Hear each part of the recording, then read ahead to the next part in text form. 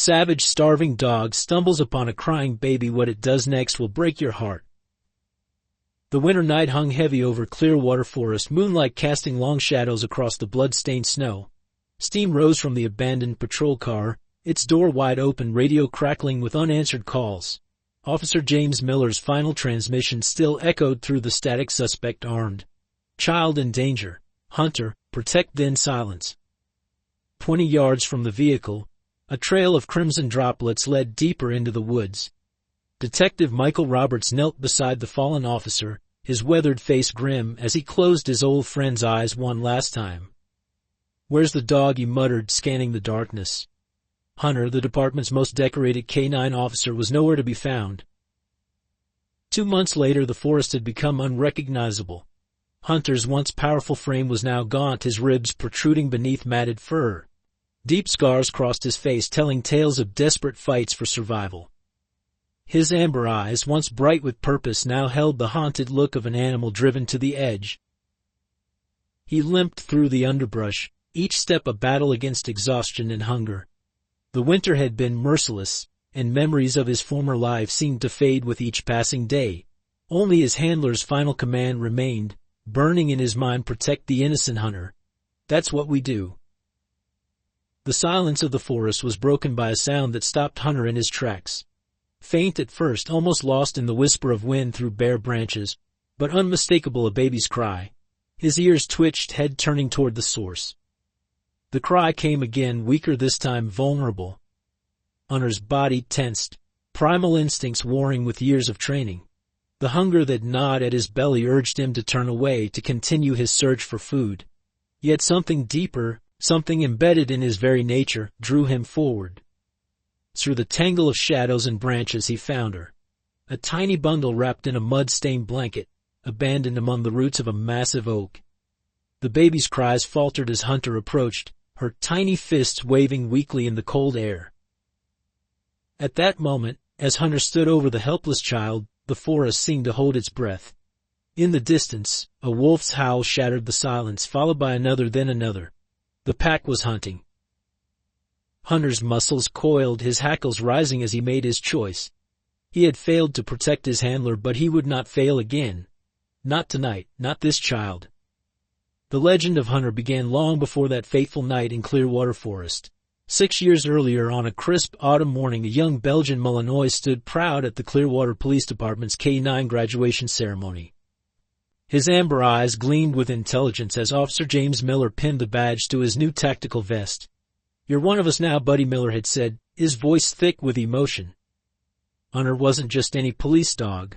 From his first day of training, he showed an extraordinary ability to connect with children. While other K-9s excelled in pursuit or drug detection, Hunter developed a reputation for his gentle yet protective nature when working with young victims. His size and strength could intimidate the most hardened criminals, but he could transform into the gentlest of companions when approaching a frightened child. Officer Miller recognized this unique gift early on. Together they specialized in cases involving children at risk, missing persons, domestic violence interventions, and rescue operations. Their success rate became legendary within the department. 27 children saved in their first year alone. Each rescue seemed to strengthen the bond between handler and dog, creating a partnership that went far beyond the usual K-9 team. The walls of Miller's office told their story through photographs and commendations.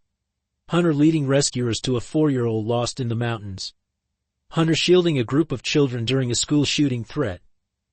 Hunter gently nuzzling a traumatized toddler until she felt safe enough to leave her hiding place. Each image captured moments where his instincts and training merged into something extraordinary. But it was the Murphy case that made Hunter a household name in Clearwater. On a stormy night when most K-9 units couldn't pick up a scent, Hunter tracked twins Katie and Kevin Murphy through 5 miles of rain-soaked forest. He found them huddled in an abandoned mine shaft, hypothermic but alive.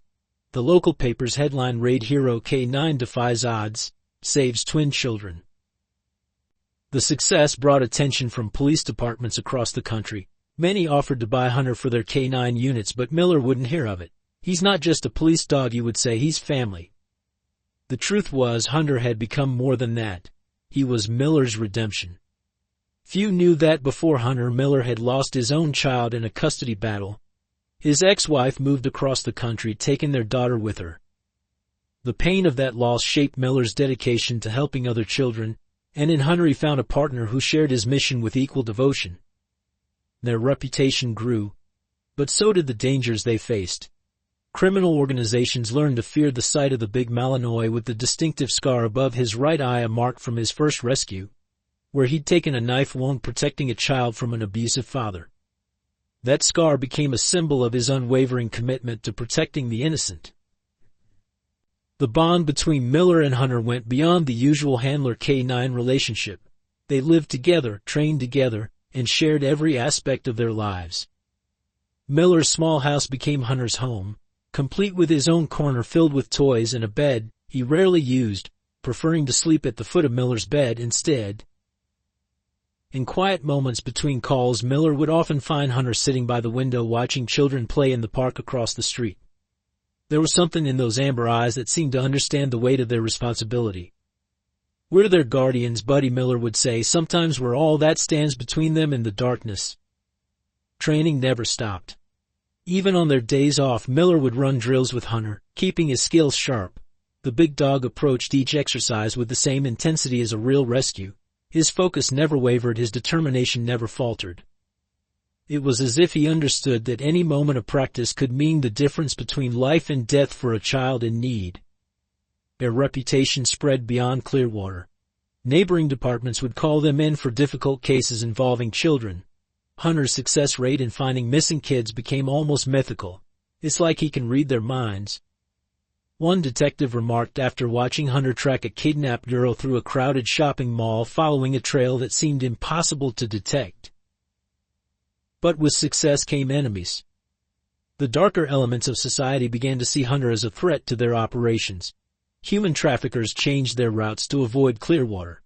Child abusers learned to fear the sound of his bark. The big dog with the amber eyes became a symbol of hope for the vulnerable and a warning to those who would harm them. Through it all, Miller and Hunter maintained their humble routine. Every morning began with a run through Clearwater Park, followed by breakfast at Miller's small kitchen table where Hunter always had his own place. Every evening ended with a quiet moment on the porch watching the sun set over their city. These peaceful moments balanced the intensity of their work, keeping them grounded despite the chaos they often faced. They were more than partners, they were guardians of innocence in a world that too often threatened to destroy it. Each rescue, each child saved, reinforced their purpose. Hunter's dedication never wavered, his courage never faltered. He became a living embodiment of protection and hope. But fate had other plans for Hunter and Miller.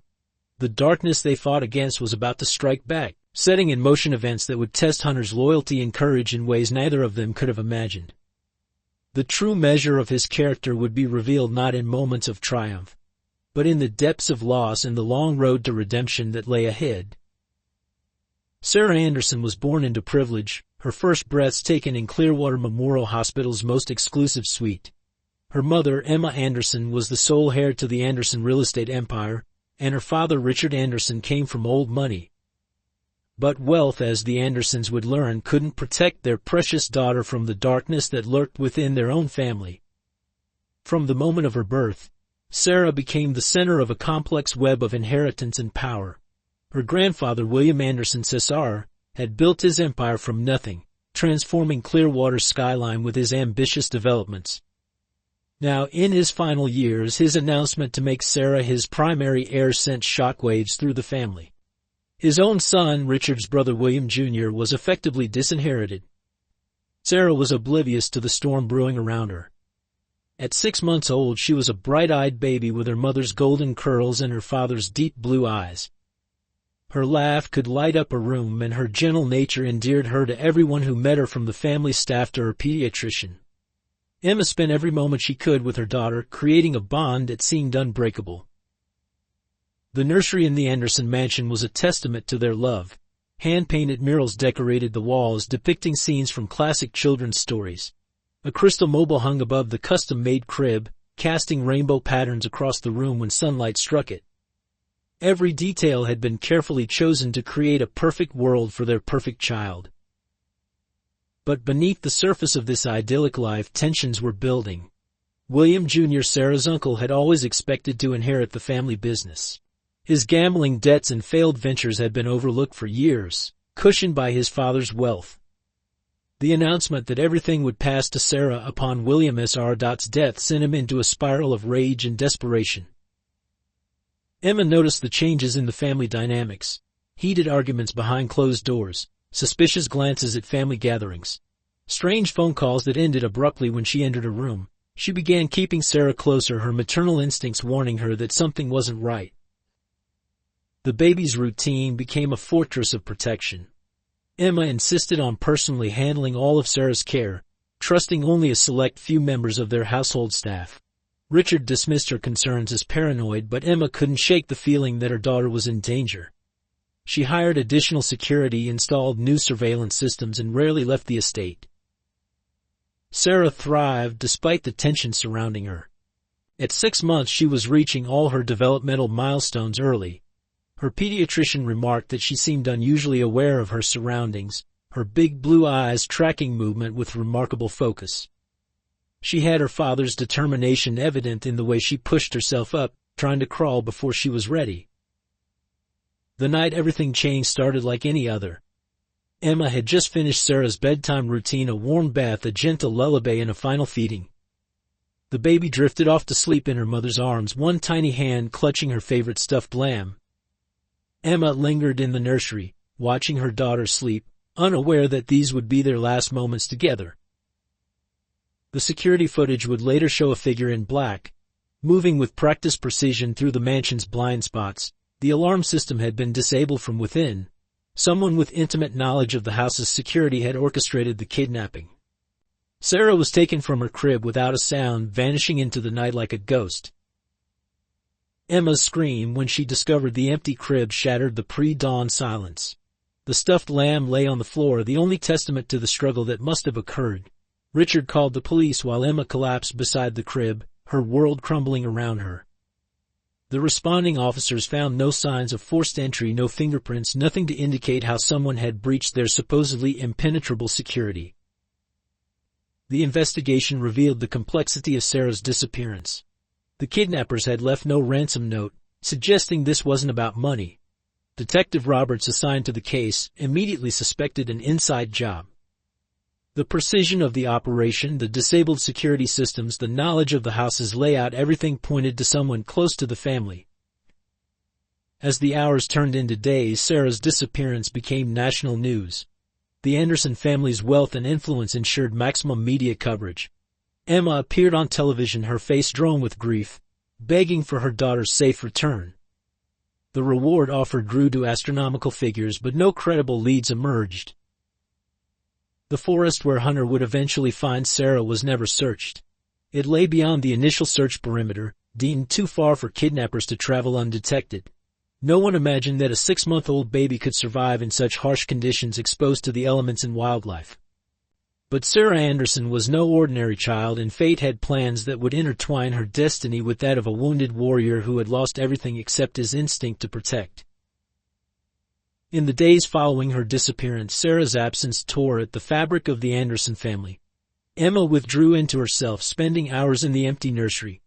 Richard threw himself into the search, leveraging every business contact and calling in every favor. William Jr. made a show of concern while privately meeting with suspicious characters in out-of-the-way locations.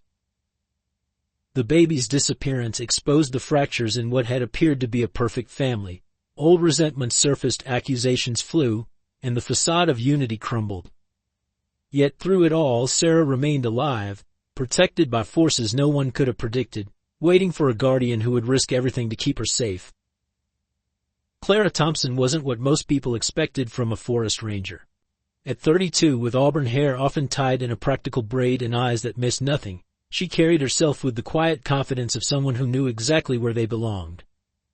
Before taking the position at Clearwater Forest Service, she had been one of the city's most respected veterinarians, specializing in treating police canines and search and rescue dogs. Her career change had raised eyebrows. Why would a successful vet abandon her practice to patrol the wilderness? Few knew the real reason: the tragedy that had driven her from the city 3 years ago. She had lost a K-9 patient during a routine surgery, a devastating event that shattered her confidence. The dog had belonged to Officer James Miller, not Hunter, but a different K-9 named Max. The guilt of that loss still haunted her. In the forest, Clara found peace.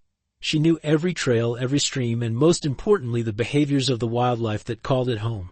Her background in veterinary medicine made her uniquely qualified to handle injured animals, and local rangers often called her when they encountered wounded wildlife. She had converted part of her remote cabin into a makeshift clinic, where she treated everything from injured eagles to orphan fawns. Detective Michael Roberts represented the old guard of Clearwater Police Department. At 58, with steel gray hair and a perpetual furrow in his brow, he had seen the city transform from a quiet town to a sprawling urban center. He had worked with James Miller for 20 years, watching his friend's journey from rookie to K-9 handler. The loss of Miller hit him hard, and the disappearance of Hunter added another layer to his burden of guilt. Roberts carried his own shadows. Early in his career he had made a mistake that cost a child's life, a wrong turn during a pursuit that ended in tragedy. That error shaped his approach to every case involving children. He became methodical, almost obsessive in his attention to detail. His colleagues respected his thoroughness but whispered about his inability to let go of cases that went cold. The relationship between Clara and Roberts was complex. They had crossed paths during the Max incident, with Roberts defending Clara against those who blamed her for the dog's death. Yet there was tension between them. Roberts couldn't understand her retreat to the forest, while Clara saw his rigid adherence to procedure as part of what was wrong with the city she'd left behind.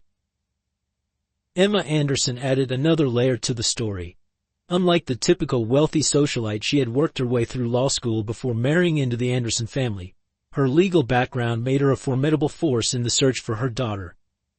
She refused to be sidelined in the investigation, often clashing with Roberts over his methodical approach when she wanted immediate action. The supporting cast extended to the local community. Tom Baker, the owner of the hardware store who had known Miller since childhood, kept Hunter's photo posted in his window long after others had given up hope. Sarah Martinez, a retired search and rescue coordinator, volunteered countless hours organizing civilian search parties. Even Jack Wilson, the gruff owner of the local diner, contributed by keeping his establishment open late to feed volunteers. The forest itself seemed to be a character, with its dense undergrowth hiding secrets and its changing moods affecting every aspect of the search. Claire understood its language, the way birds fell silent when predators approached, how the wind carried sounds in unexpected ways, and most importantly how it could both protect and endanger those lost within its bounds. Local media played their part, particularly Diana Chan, a young reporter who refused to let Sarah's story fade from public consciousness. Unlike her colleagues who moved on to newer headlines, Diana kept digging, uncovering connections that others missed. Her persistence would prove crucial as events unfolded. The K-9 unit's new handler, Marcus Rivera, brought his own perspective to the search.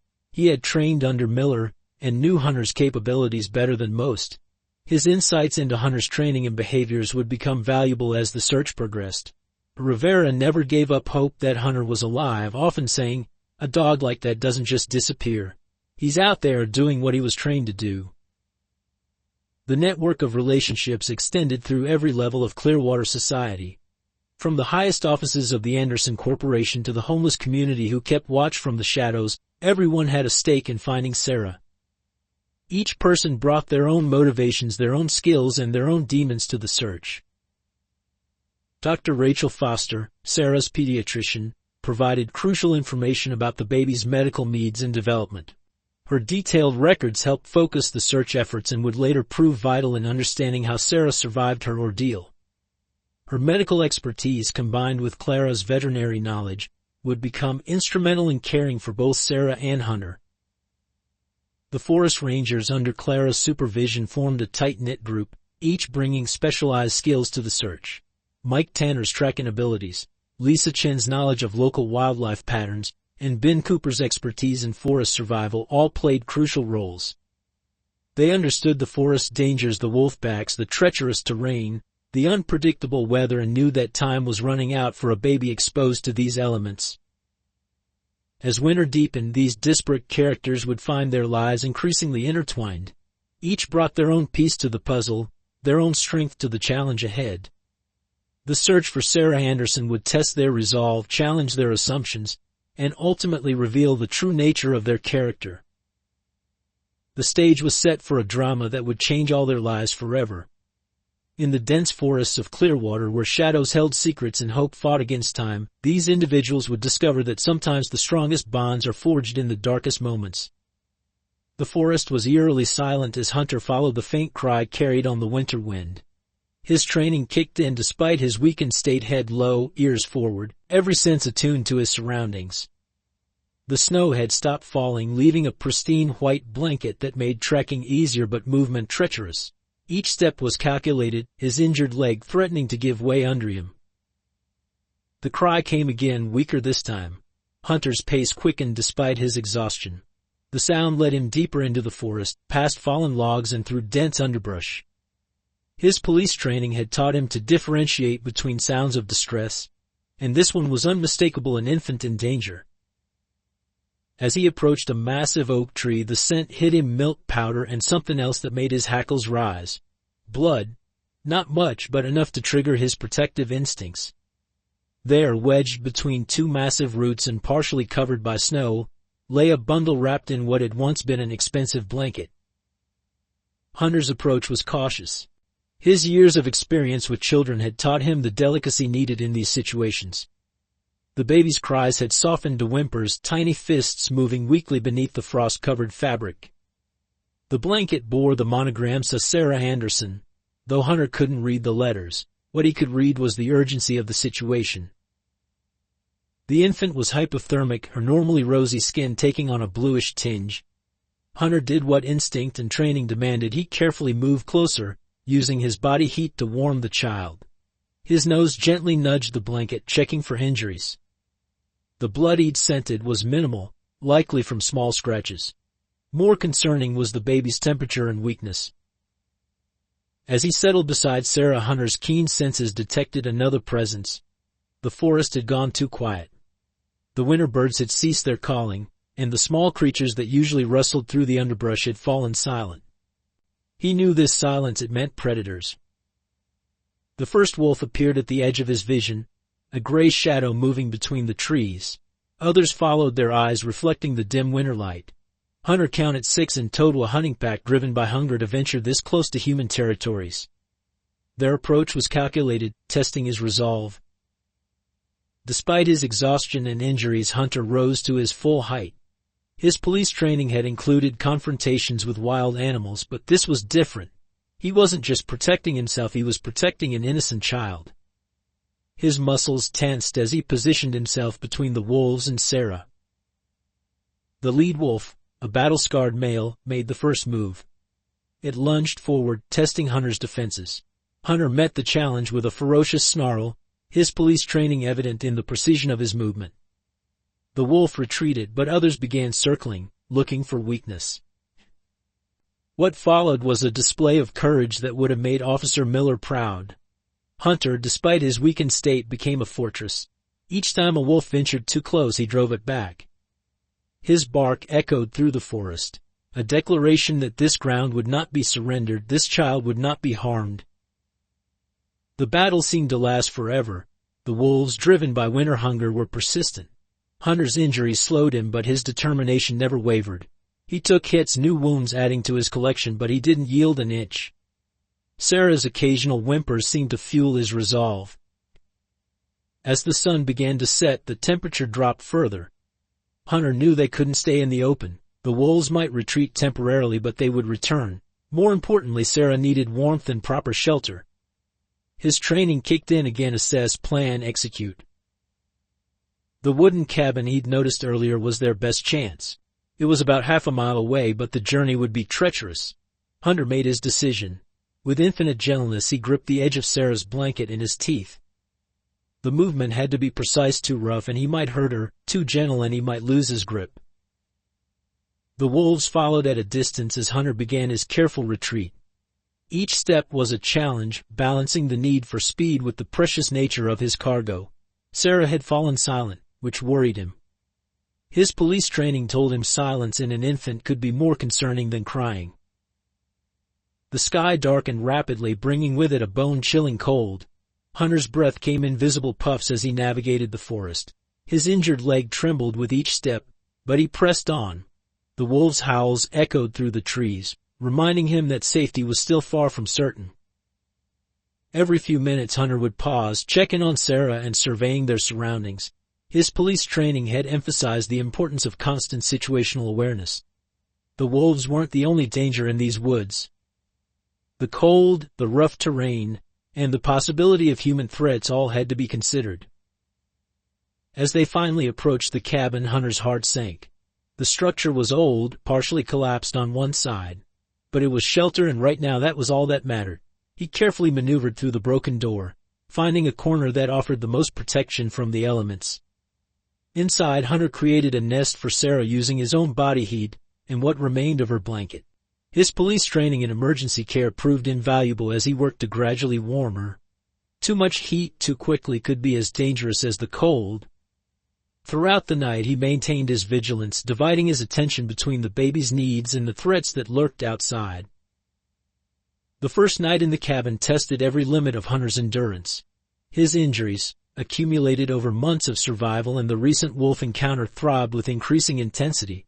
The gash on his flank had reopened during the fight, and dried blood matted his fur. Yet he couldn't rest, not with Sarah's life depending on him. The baby's condition was precarious.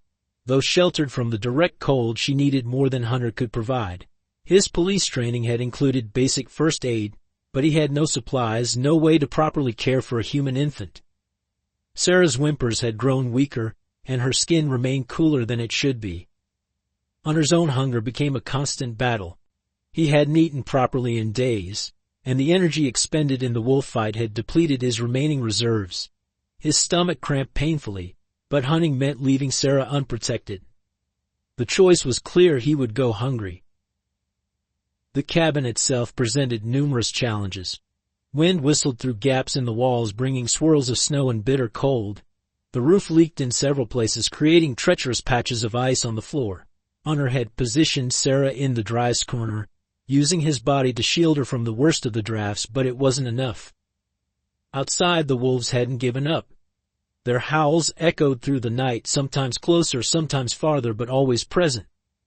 They were playing a waiting game, conserving their energy while hunger and cold worked in their favor. Hunter knew their tactics. He'd faced similar situations during his K-9 service, though never with such high stakes. The darkness brought new sounds: branches cracking under the weight of ice, nocturnal creatures moving through the underbrush, and something else that made Hunter's ears prick forward. Human voices, distant but distinct. His training told him to bark to alert potential rescuers, but instinct made him hesitate. Not all humans in these woods would be friendly. Dawn brought temporary relief from the cold but revealed new problems. Sarah was developing a slight cough, her tiny body fighting against the harsh conditions. She needed milk, warmth, and medical attention. Hunter's police experience had taught him that time was critical in cases involving infants. His own injuries were worsening. The leg that had been injured during his separation from Officer Miller had never properly healed, and the previous day's exertions had aggravated it. Each time he stood, pain shot through his body, but he forced himself to move, to check the perimeter, to ensure Sarah's safety. Water became their most immediate need. Hunter could eat snow if necessary, but Sarah needed proper hydration. He remembered a stream about a quarter-mile from the cabin. He passed it while carrying her to safety. But reaching it meant either leaving Sarah alone or risking another journey carrying her through dangerous territory. The decision was made for him when Sarah's cries became more insistent, her little face scrunching in distress. Hunter knew the sound of a thirsty baby from his years of rescue work. Using his nose, he nudged together a makeshift nest of leaves and the remnants of Sarah's blanket, creating the most protected space possible. The journey to the stream was agonizing. Every step away from the cabin felt wrong, his protective instinct screaming at him to return. He moved as quickly as his injuries would allow, constantly scanning for threats. The wolves' tracks were everywhere, their presence a reminder of the danger that lurked in every shadow. At the stream, Hunter found his first piece of luck, an old plastic bottle, dirty but intact. Years of working with human partners had taught him the value of such tools. He managed to fill it, carrying it carefully between his teeth, trying not to spill the precious water. But returning to the cabin, Hunter froze. Something had changed. New tracks in the snow, human boots, leading toward the cabin. His heart raced as he crept closer, water bottle forgotten in the snow. Sarah's cry pierced the air, and Hunter's world narrowed to a single focus. He burst through the cabin door, ready to fight, only to find the intruder had already fled. Nothing seemed disturbed, but Hunter's nose told him otherwise. Someone had been there, close to Sarah. The scent was familiar somehow, triggering memories of his police work, but he couldn't place it. The incident forced Hunter to confront their vulnerability. The cabin, while providing basic shelter, was too exposed. Anyone could find them. The wolves could break through the weakened walls. Sarah needed more than he could provide, but moving her again in her weakened state could be fatal. As if understanding their predicament, Sarah's cries softened to whimpers. Her tiny hand reached out, brushing against Hunter's fur. The touch renewed his determination. They would survive this. They had to. Officer Miller had taught him never to give up on a rescue, and this was the most important rescue of his life. The day wore on, bringing new challenges. Hunter managed to retrieve the water bottle, carefully letting drops fall onto Sarah's lips. It wasn't enough, but it was something. He alternated between warming her with his body heat and patrolling their shelter, each hour a battle against exhaustion, pain, and the growing certainty that they couldn't survive much longer under these conditions. As the second night approached, Hunter faced the most crucial decision of his life. Sarah's condition was deteriorating, her breathing had become labored, and her cries were growing weaker. The cabin, their temporary haven, was becoming a death trap. The temperature continued to drop, and the wolves were growing bolder, their howls closer with each passing hour.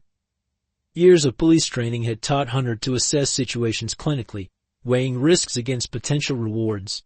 Staying meant certain disaster. Sarah needed medical attention, and his own injuries were severely limiting his ability to protect her.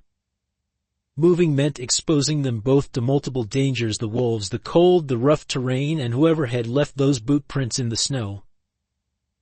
The decision crystallized when Sarah's whimpers suddenly stopped. Hunter's heart nearly stopped with them until he realized she had merely fallen into an exhausted sleep. But the silence carried a warning: they were running out of time. His police instincts, honed through years of rescue operations, told him that waiting for help was no longer an option. Hunter began planning their escape with military precision. The closest town by his reckoning was about 5 miles east. Under normal circumstances, he could cover that distance in less than an hour. But carrying Sarah, avoiding wolves, and managing his injuries would make it a much longer journey. They would need to travel at night when the wolves would be hunting elsewhere, using the darkness as cover. The preparation was methodical. Hunter spent the remaining daylight memorizing Sarah's scent, knowing that if they became separated, his tracking abilities would be their only hope for reunion. He studied the wind direction, knowing it could either mask their scent from predators or betray their position. As dusk approached, Hunter made his final preparations. He nosed Sarah's blanket, arranging it so he could carry her more securely. His injured leg protested every movement, but years of training had taught him to push through pain. The baby stirred but didn't wake as he carefully took the blanket between his teeth. Just before they left, a new sound caught Hunter's attention: vehicles on the distant road. For a moment he hesitated. His training urged him to stay put, wait for rescue. But the memory of those boot prints and the mysterious visitor made him wary. Not everyone searching for Sarah would have her best interests at heart. They slipped out of the cabin just as the first stars appeared. Hunter moved like a shadow, each step carefully placed to minimize noise. Sarah mercifully remained quiet, as if sensing the need for silence. The snow had hardened, making travel easier but also meaning they would leave clearer tracks. The first mile was the hardest. Hunter's injured leg threatened to buckle with every step, and carrying Sarah required constant adjustments to keep her secure and warm. He chose their path carefully, using the trees for cover, stopping frequently to listen for pursuit. His police training in stealth operations proved invaluable. They encountered their first major obstacle at a steep ravine. Going around would add hours to their journey, but crossing meant exposing themselves on open ground. Hunter's decision was made for him when he caught the scent of wolves approaching from the direction of the detour. They would have to cross. The descent into the ravine was treacherous. Hunter had to distribute his weight carefully, keeping Sarah level while navigating the slippery slope. Each step was a calculation, each pause a battle against exhaustion. At the bottom he found a frozen stream, the ice thin and treacherous. Halfway across the ice Hunter heard it crack. In one fluid motion, born from countless training exercises, he launched himself forward, clearing the weakened section. The landing sent spikes of pain through his injured leg, but Sarah remained secure and dry. The sound, however, had carried in the still night air. A wolf's howl answered the noise, closer than Hunter had expected. They had been followed. His heart raced as he picked up their pace, knowing that speed now mattered more than stealth. Sarah, jostled by the faster movement, began to whimper. The next 2 miles became a blur of shadow and starlight. Hunter's world narrowed to the essentials: move, listen, adjust, repeat. His police training helped him maintain direction even as exhaustion clouded his thoughts. The wolves kept pace, always just out of sight, waiting for him to make a mistake. As they approached what Hunter estimated to be the 4th mile, he caught a new scent: wood smoke. Somewhere ahead a fire was burning. It could mean safety, or it could mean greater danger. Sarah's increasing whimpers made the choice for him. She needed warmth and help immediately. The light of the fire became visible through the trees, accompanied by the sound of human voices. Hunter's approach was cautious, years of experience making him wary of strangers. He found a position downwind, allowing him to assess the situation while remaining undetected. What he saw gave him hope: a proper ranger station, lights on inside, a radio antenna visible on the roof. His police training recognized the official vehicle parked outside. This wasn't a random campsite, it was authority structure, potential safety. Yet Hunter hesitated at the edge of the clearing. His instincts, which had kept them alive this far, warned him to be certain. Sarah's life depended on this decision. He watched the station for nearly 30 minutes, noting the movements inside, the regular radio chatter, the professional behavior of those visible through the windows. Finally, Sarah's cry made the decision inevitable. They needed help, and this was their best chance. Hunter gathered his remaining strength and stepped into the light, still carrying his precious cargo. His appearance caused immediate commotion inside the station, but he stood his ground, protecting Sarah until he could be certain of their rescuer's intentions. The ranger station's floodlights cast harsh shadows across the snow as Hunter approached, still carrying Sarah. Clara Thompson was the first to spot them through the window, her veterinary training immediately recognizing a critically injured animal. But it was the bundle in Hunter's mouth that made her breath catch. It couldn't be the missing Anderson baby, not out here. The station's door burst open and several rangers emerged, their sudden appearance causing Hunter to back away defensively. His police training kicked in: establish a safe perimeter, assess potential threats, protect the principal. Sarah's whimper strengthened his resolve as he maintained distance between them and the approaching humans. Clara recognized the defensive posture and motioned for her colleagues to stop. "Everyone stay back," she commanded, her voice carrying the authority of experience. "That's a police K-9, and he's protecting something." She slowly knelt in the snow, making herself less threatening, and began speaking in the soothing tone she'd used countless times with injured animals. The standoff might have continued indefinitely, but fate had other plans. The wolves that had been stalking Hunter and Sarah chose that moment to launch their attack. They emerged from the darkness like shadows coming alive, their hunger finally overwhelming their caution. The pack had grown, now numbering 8 strong, their eyes reflecting the station's lights with an eerie glow. Hunter's reaction was instantaneous. He placed Sarah gently in the snow, positioning himself between her and the approaching pack. His snarl echoed through the clearing, a sound that made even the hardened rangers step back. This wasn't the warning growl of a domestic dog, this was the battle cry of a warrior preparing for his last stand. The lead wolf, the same battle-scarred male from their previous encounter, made the first move. It lunged for Hunter's injured side, having learned from their earlier fight, but Hunter was ready. Despite his exhaustion, despite his injuries, he met the attack with the precision of his police training. His counter-strike sent the wolf tumbling into the snow. Clara watched in amazement as Hunter fought. His movements, though hampered by injury and fatigue, showed clear tactical training. He never let the wolves flank him, never gave them a clear shot at Sarah. Each attack was met with calculated defense, each retreat used to better position himself for the next assault. The battle escalated quickly. 2 wolves tried to circle behind Hunter while the others kept him engaged from the front.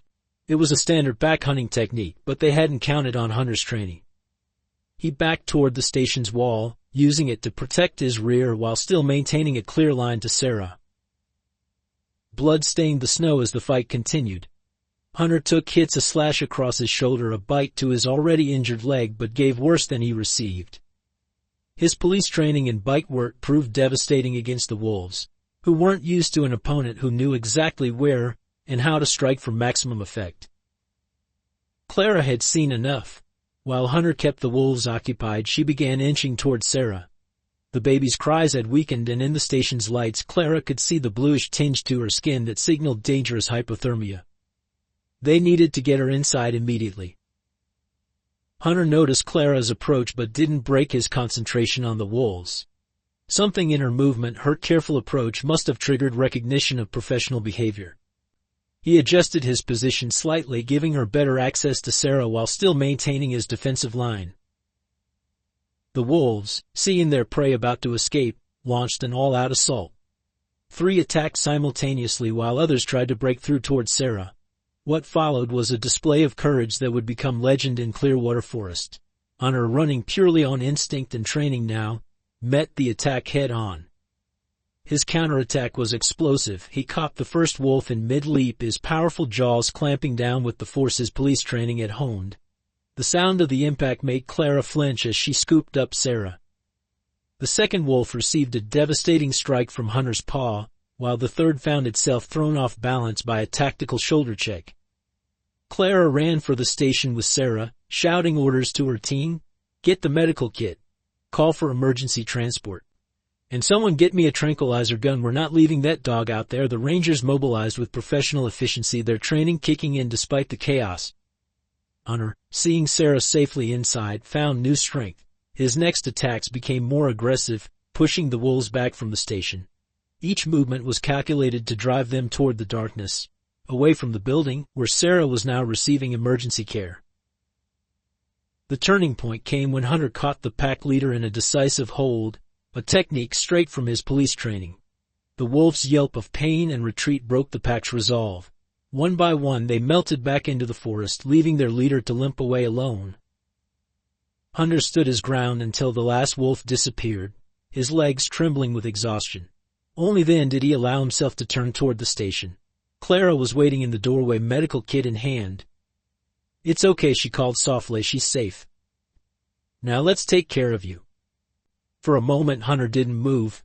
His police training warred with his exhaustion and pain, but something in Clara's voice, perhaps her professional tone or genuine concern, reached through his defenses.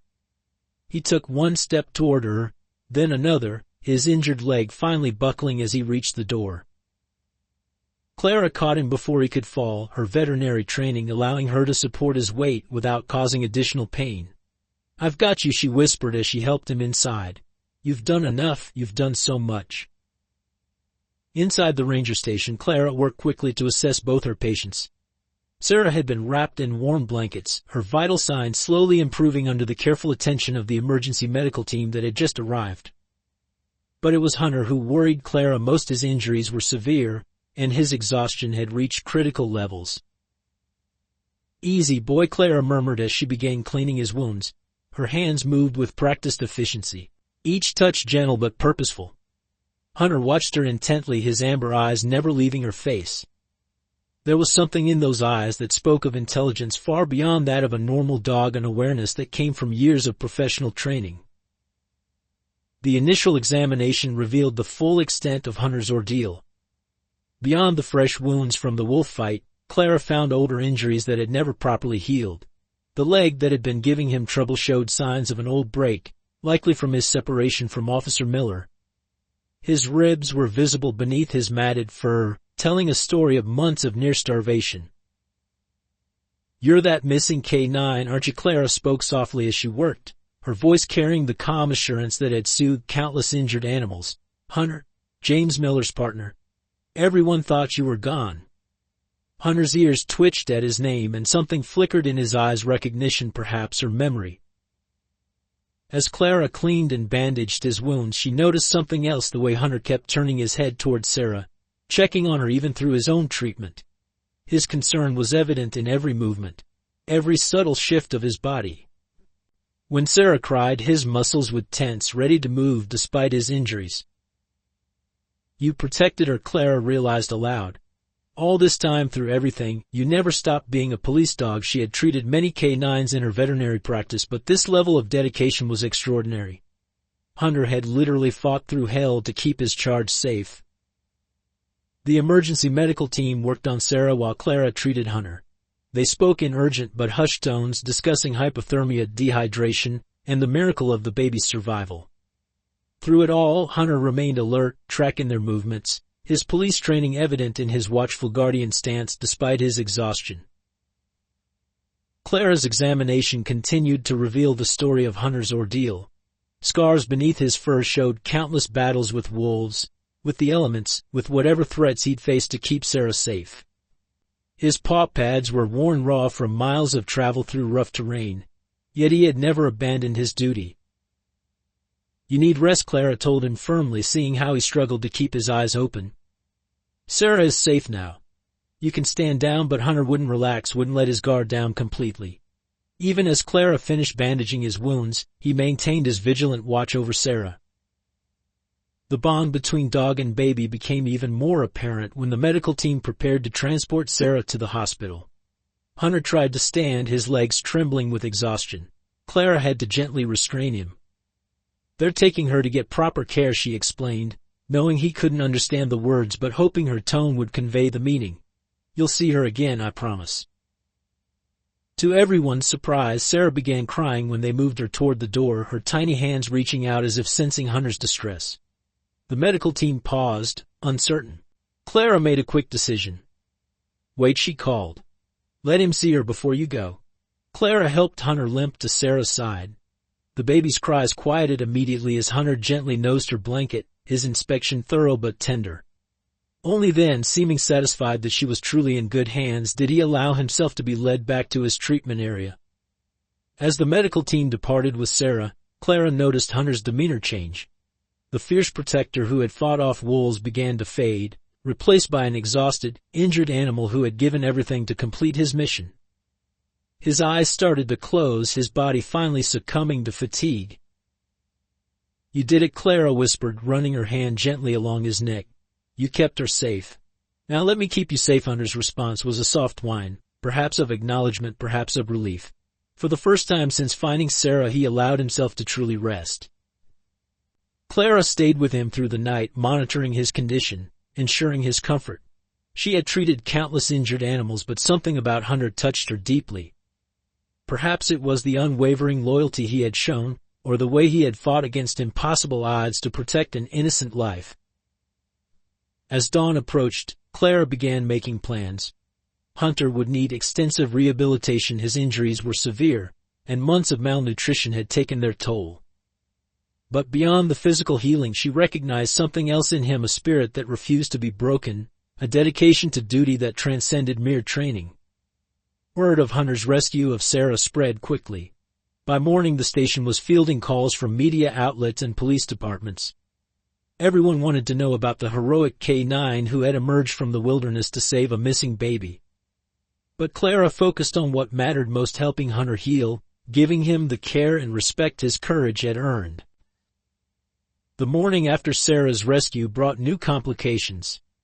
Detective Roberts arrived at the ranger station early, his face grim as he surveyed the blood-stained snow outside. The official investigation was about to collide with Hunter's miraculous return, and not everyone was ready to accept a happy ending. "We need to consider all possibilities," Roberts stated flatly, addressing the gathered rangers. "Someone took that baby from a secured mansion.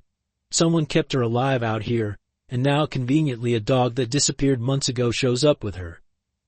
His skepticism was evident, though his eyes betrayed a deeper conflict as he watched Hunter through the station's window. Clara stood her ground, positioning herself between Hunter and the detective. "Look at his injuries," she argued.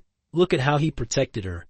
This isn't a kidnapper's accomplice, this is a K-9 officer who never stopped doing his duty. Hunter, still weak but alert, watched the exchange with intelligent eyes. The situation grew more tense when William Anderson Jr. arrived, accompanied by his lawyers. His expensive suit looked out of place in the rustic ranger station, but his authority was unmistakable. "That animal needs to be contained," he demanded. "It could be dangerous. Who knows what happened out there?" Hunter's reaction to William Jr. was subtle but clear to Clara's trained eye. The dog's posture changed, his ears flattening slightly, a low rumble building in his chest. It wasn't the aggressive response of a dangerous animal, but rather the alert reaction of a police dog recognizing a potential threat. More vehicles began arriving: animal control, additional police units, media vans. The small ranger station became the center of a growing storm. Through it all, Hunter remained focused on the direction they had taken Sarah, his body tense despite his injuries, his training evident in every controlled movement. William Jr.'s lawyers began presenting their case. The dog could have been involved in the kidnapping. It could have been trained to take the baby. We demand to be held in custody until a full investigation is completed. Their words were measured, professional, but carried an undercurrent of something that made Clara uneasy. Detective Roberts, despite his initial skepticism, found himself in a difficult position. His police experience told him to investigate every angle, but his knowledge of K-9 officers made him doubt the accusations. "Hunter was one of our best," he said quietly. "James Miller trusted him with his life."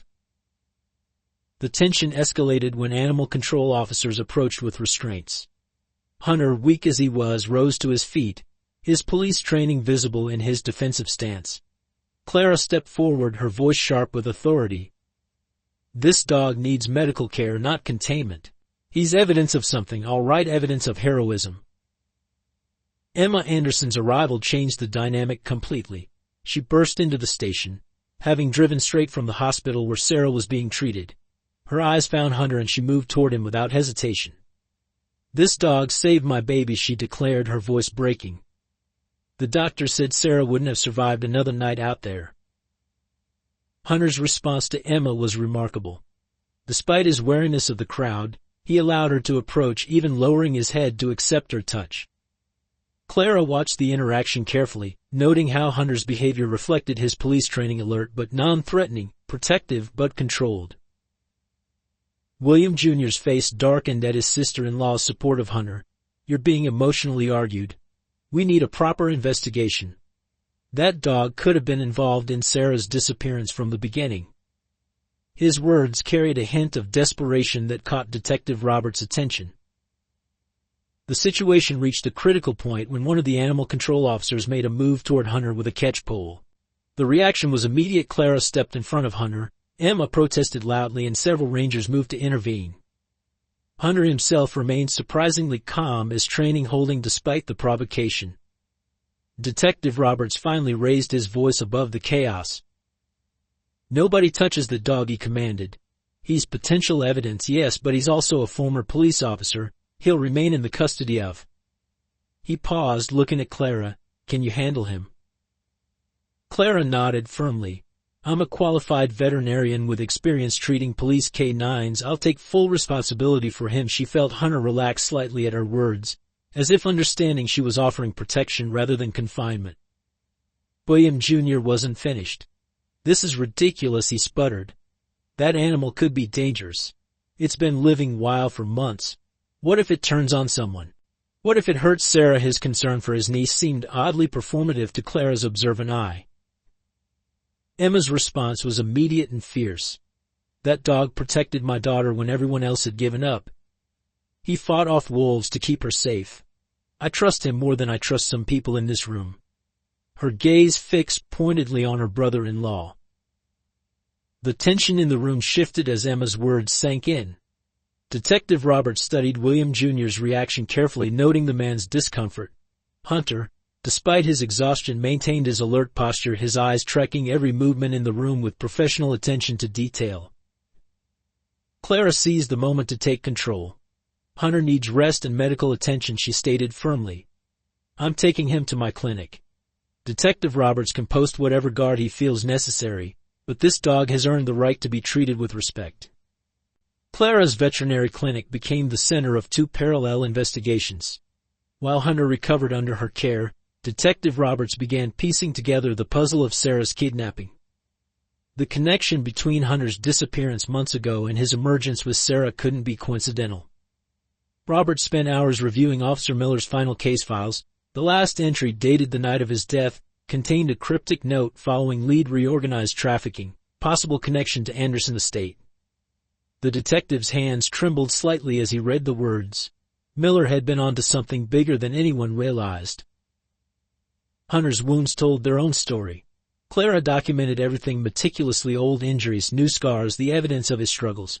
Most telling was the partially healed bullet graze on his shoulder, matching the caliber of the weapon that had killed Officer Miller. Hunter had been there that night, had likely witnessed everything. Emma Anderson became a regular visitor to the clinic, bringing Sarah with her. The baby's reaction to Hunter was remarkable. She would calm immediately in his presence, reaching for him with complete trust. Clara noticed how Hunter's behavior changed around them, his police training evident in the way he positioned himself, always alert, always protective. William Jr.'s lawyers continued their campaign against Hunter, demanding he be removed from Clara's care. The dog is a key piece of evidence, they argued. It needs to be in official custody, but their persistence only strengthened Robert's suspicions. Why were they so concerned about a rescued police dog? The breakthrough came from an unexpected source. One of Clara's security cameras caught something curious: a figure lurking outside the clinic late at night, watching Hunter through the windows. The image was grainy, but Roberts recognized the expensive watch on the man's wrist, the same model he'd noticed William Jr. wearing during their interviews. Hunter's reaction to the security footage was telling. When Roberts played it during one of his visits, the dog's posture changed dramatically. His ears flattened, his muscles tensed, and a low growl rumbled in his chest. Clara had learned to read his body language. This wasn't aggression, it was recognition. The investigation took a darker turn when Roberts discovered financial records showing massive withdrawals from William Jr.'s accounts in the days before Sarah's kidnapping. The timing matched payments made to a known criminal organization, the same group Officer Miller had been investigating. Clara continued her own investigation into Hunter's physical condition. The pattern of his injuries, when mapped out chronologically, told the story of his months in the wilderness. But one detail stood out: traces of chemical residue in his fur matched a specific type of sedative, one that had been stolen from a veterinary supplier the night Sarah was taken. Hunter's behavior provided crucial clues. He became agitated whenever certain names were mentioned, particularly during Roberts' discussions of the case. His reaction to William Jr.'s name was especially notable. His police training would have taught him to recognize and remember threats. Emma brought new information as well. She had discovered old emails suggesting William Jr. had been desperately trying to change their father's will before Sarah's birth. The inheritance that would now go to Sarah had originally been promised to him, but his gambling debts and failed businesses had caused their father to reconsider. Robert spent long hours at the clinic, reviewing evidence and observing Hunter. The dog's intelligence and training became increasingly apparent. He would react to specific case photos, names, or locations being discussed, sometimes offering crucial confirmation of Robert's theories. The investigation expanded to include Officer Miller's last known movements. Security footage from the night of his death showed his patrol car following a suspicious vehicle, a black SUV registered to one of William Jr.'s shell companies. Hunter's ears would perk up whenever Roberts mentioned the vehicle. Clara's documentation of Hunter's recovery process revealed something else. His injuries suggested he had been protecting someone long before finding Sarah. The old defensive wounds, the pattern of healed scratches and bites, all indicated he had been guarding territory in the forest, perhaps knowing instinctively that it would become important. As the pieces came together, Roberts began to understand the full scope of the conspiracy. Officer Miller had stumbled onto a connection between William Jr.'s debts and a trafficking operation. Hunter had been there when Silas Miller had somehow escaped despite being wounded, and had spent months surviving in the forest, waiting for a chance to make things right. Clearwater had always been a close-knit community, but Hunter's story divided the town in unexpected ways. Local media coverage ran constantly with headlines ranging from Hero K9 saves baby to questions surround mysterious dog's involvement. The diner, hardware store, and local cafes buzzed with heated debates about Hunter's true role in Sarah's disappearance. Tom Baker's hardware store became an unofficial headquarters for Hunter's supporters. The old shopkeeper had known Officer Miller since childhood and refused to believe Hunter could be anything but a hero. He covered his storefront window with newspaper clippings about the rescue and started a collection jar for Hunter's medical expenses. On the other side, a vocal group led by some of William Jr.'s business associates demanded Hunter be removed from Clara's care. They staged small protests outside the clinic, carrying signs questioning the safety of having a wild animal in town. Their arguments focused on Hunter's months in the forest, suggesting he could no longer be trusted. The local police department found itself caught in the middle. Many officers who had worked with Hunter and Miller supported the dog unconditionally. Others, mindful of department politics and the Anderson family's influence, maintained a careful distance. The divide created tension within the force, affecting morale and partnerships. Sarah Martinez, the retired search and rescue coordinator, became one of Hunter's strongest advocates. She organized a group of volunteers to help Clara at the clinic, ensuring someone was always there to assist with Hunter's care and to monitor any suspicious activity. Her experience with working dogs lent credibility to her defense of Hunter's actions. The town's children seemed to understand what many adults couldn't see. They would stop by the clinic's windows, pressing their faces against the glass to catch a glimpse of Hunter.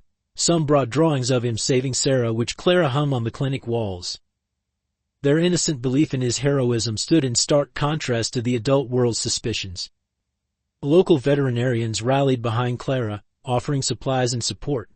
They understood the significance of Hunter's injuries and his protective behavior towards Sarah. Their professional opinions helped counter the arguments about him being dangerous or unpredictable. Many shared stories of treating police canines, explaining the unique bond these dogs formed with those they protected. The Anderson family's employees found themselves choosing sides. Some, who had worked at the mansion when Sarah was taken, began sharing stories about strange occurrences leading up to the kidnapping. Others, loyal to William Jr., insisted on maintaining their silence, creating a tense atmosphere within the household staff. Religious leaders in the community spoke out, each interpreting Hunter's actions through their own spiritual lens. The local pastor called it a miracle, while others saw it as an example of divine protection working through one of God's creatures. Their sermons and discussions added another layer to the community's processing of events. Jack Wilson's diner became neutral ground where both sides could voice their opinions. The gruff owner maintained order with a simple rule: everyone was entitled to their view, but no arguments were allowed to disturb his customers' meals. The diner's walls soon filled with photos of Hunter, Sarah, and newspaper clippings documenting the unfolding story. Local businesses began taking sides more openly. Some displayed "We support Hunter" signs in their windows, while others quietly removed themselves from the controversy by taking down all references to the case. The division affected business relationships and friendships that had existed for generations. The schools felt the impact as well. Teachers reported children playing Hunter and Sarah during recess, with some always wanting to be the heroic dog who saved the baby. The story became a teaching moment about loyalty, courage, and not judging others without evidence. Social media amplified the community's divided opinions. Local Facebook groups and Twitter feeds filled with arguments about Hunter's role in the events. Amateur sleuths posted theories and analysis, while others shared personal stories about their interactions with Hunter during his time as a police dog. Emma Anderson's public support of Hunter carried significant weight. Her emotional television interviews describing how Hunter had protected her daughter touched hearts across the community. Her unwavering belief in his innocence made many reconsider their initial suspicions. The local animal shelter reported an increase in dog adoptions, particularly of larger breeds and shepherd types. People seemed inspired by Hunter's loyalty and protective nature, though Clara worried that some might be adopting dogs for the wrong reasons. She worked with the shelter to ensure potential adopters understood the responsibility involved. As winter deepened, the community's division began affecting daily life in subtle ways. People chose which stores to patronize based on their stance on Hunter. Friendships strained as debates grew heated. Yet through it all, those who spent time observing Hunter at the clinic couldn't deny the gentle way he interacted with Sarah during her visits, or his continued alertness when protecting those in his care. At Clara's clinic, Hunter's recovery became a testament to resilience and adaptation. Each day brought small victories, wounds healing, strength returning, trust rebuilding. Clara documented every step of his progress, noting how his police training emerged more clearly as his physical condition improved. The most remarkable transformation occurred during Sarah's daily visits. Hunter's entire demeanor would shift when she arrived, his protective instincts perfectly balanced with gentle awareness. He would position himself to keep both Sarah and the door in his line of sight, maintaining constant vigilance while allowing the baby to grab his fur or lean against him. Clara observed subtle changes in Hunter's behavior patterns. While he remained alert and protective, he began showing more of his personality. Small gestures, a tail wag for familiar visitors, a soft whine when Sarah left, an expectant look at treat time revealed the dog beneath the professional exterior. These moments of normalcy seemed precious, hard-won after months of survival mode. Emma Anderson spent increasing amounts of time at the clinic, often bringing paperwork to review while sitting near Hunter's bed. Her presence had a calming effect on him, perhaps because he sensed her connection to Sarah.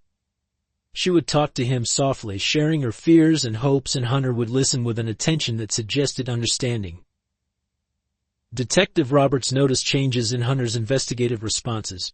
During their sessions reviewing evidence, Hunter's reactions became more precise, more controlled.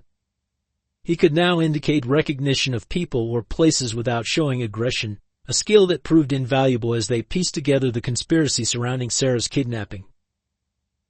The healing process wasn't just physical. Clara watched as Hunter worked through his trauma responses. Loud noises that once made him defensive began to bother him less. His nightmares, evident in his twitching and whimpering during sleep, became less frequent.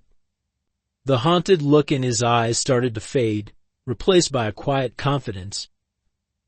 Sarah's development seemed intertwined with Hunter's recovery. As he grew stronger, she became more active, more curious about her surroundings.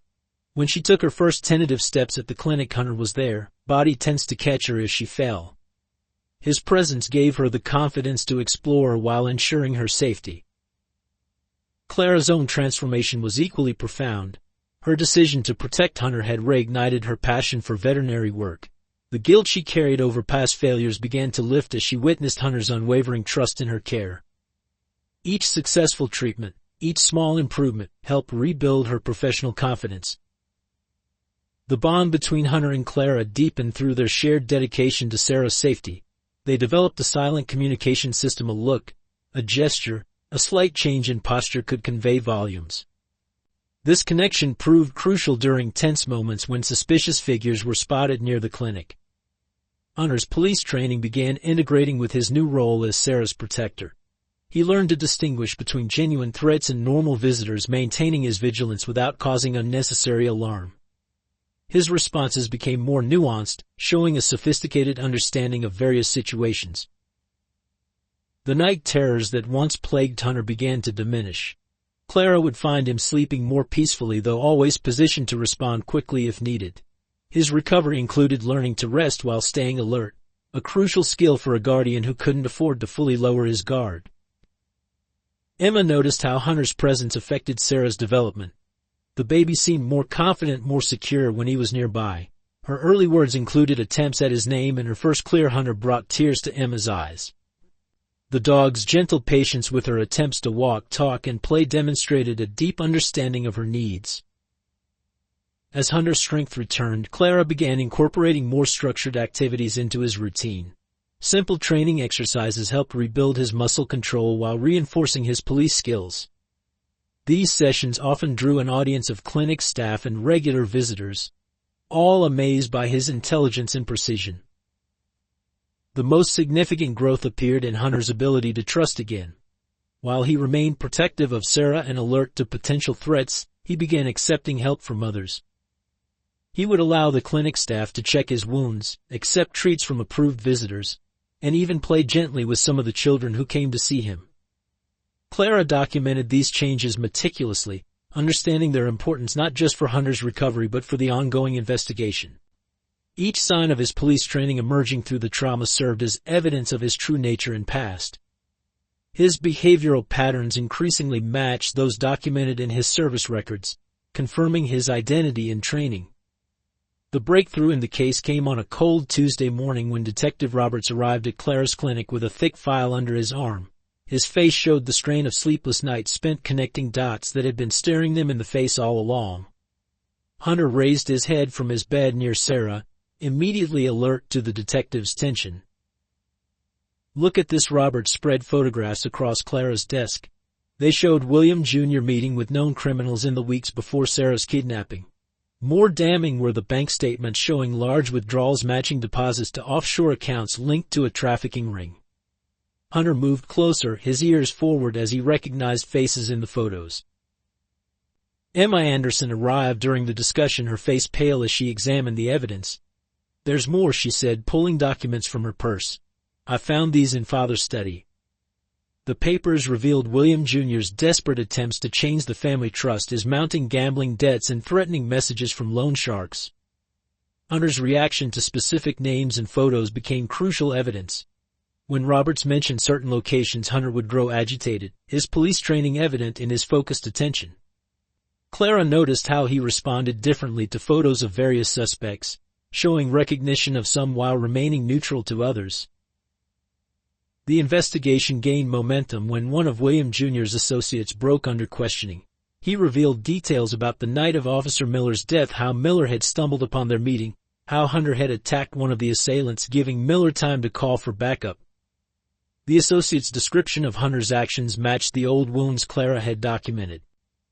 Security footage from the Anderson estate revealed more pieces of the puzzle. The cameras had been deliberately turned off the night of Sarah's kidnapping, but only someone with intimate knowledge of the system could have done it.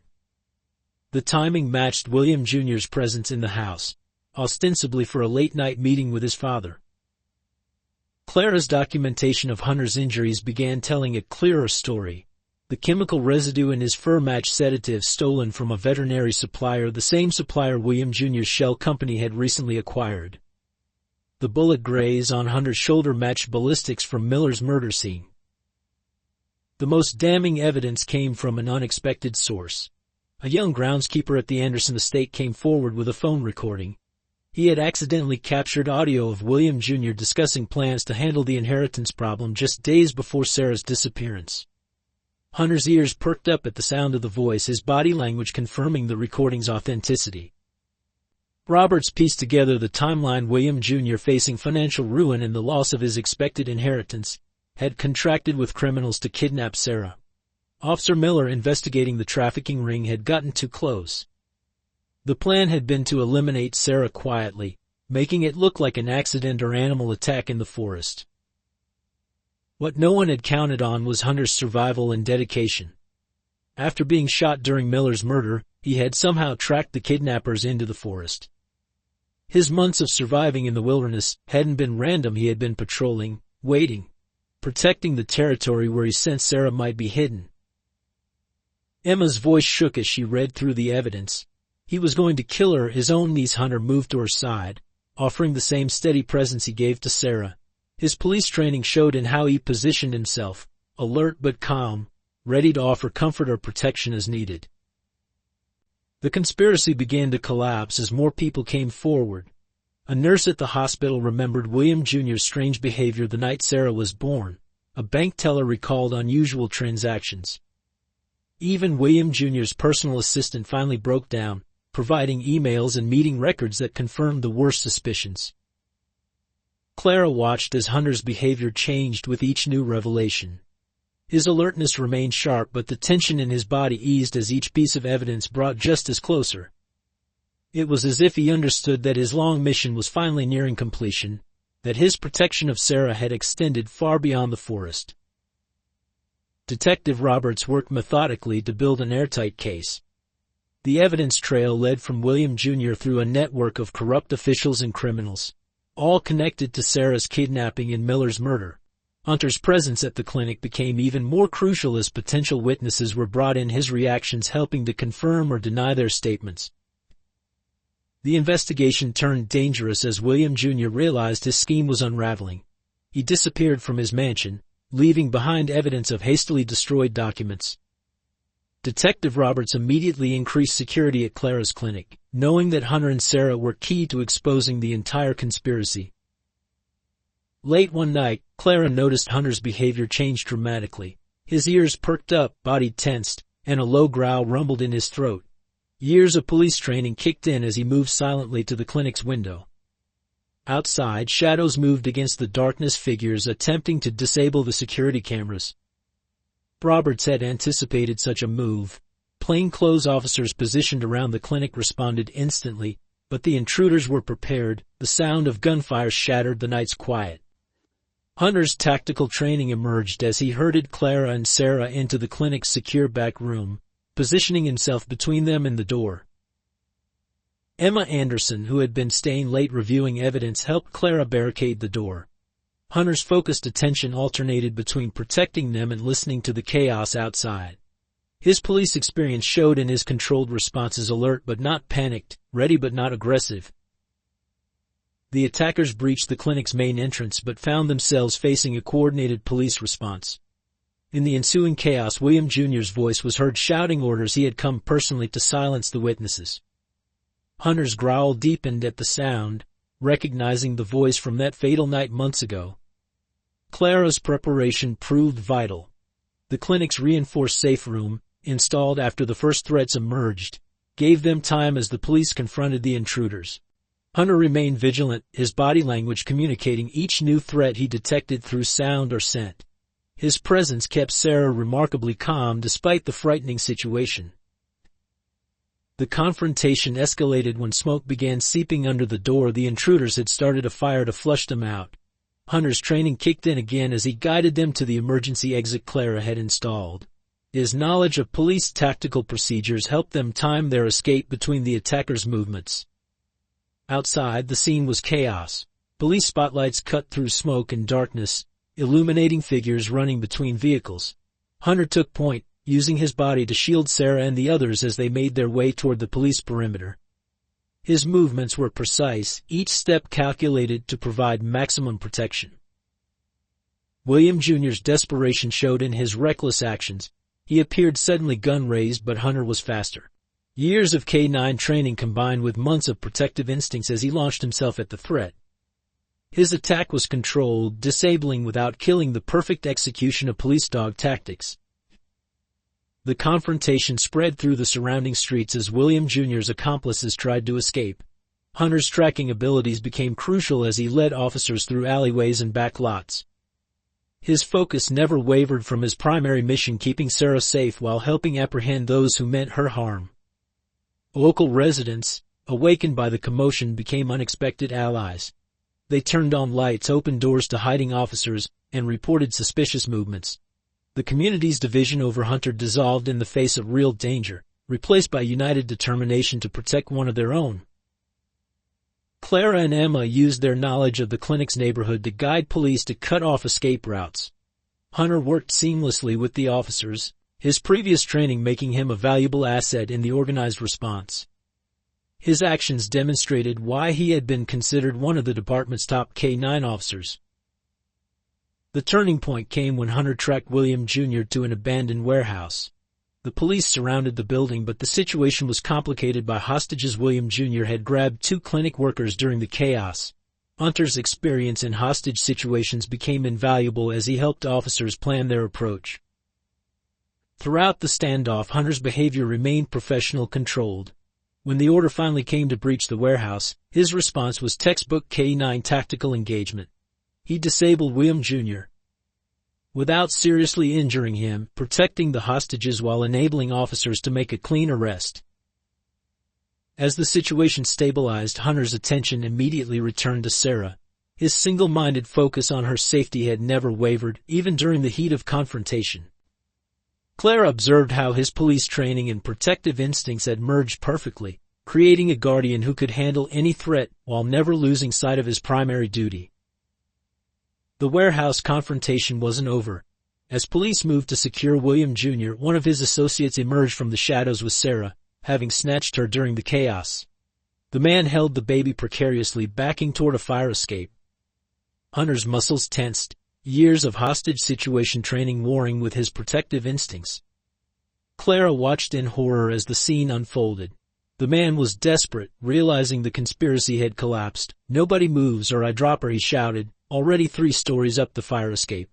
Sarah's cries echoed through the warehouse, each sound driving Hunter's anxiety higher, though his training kept him steady.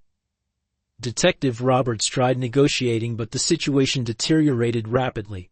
The fire escape, weakened by years of neglect, groaned ominously under the man's weight. Sarah's captor grew more agitated, his movements becoming erratic. Hunter's eyes never left Sarah, his body coiled like a spring, calculating distances and angles.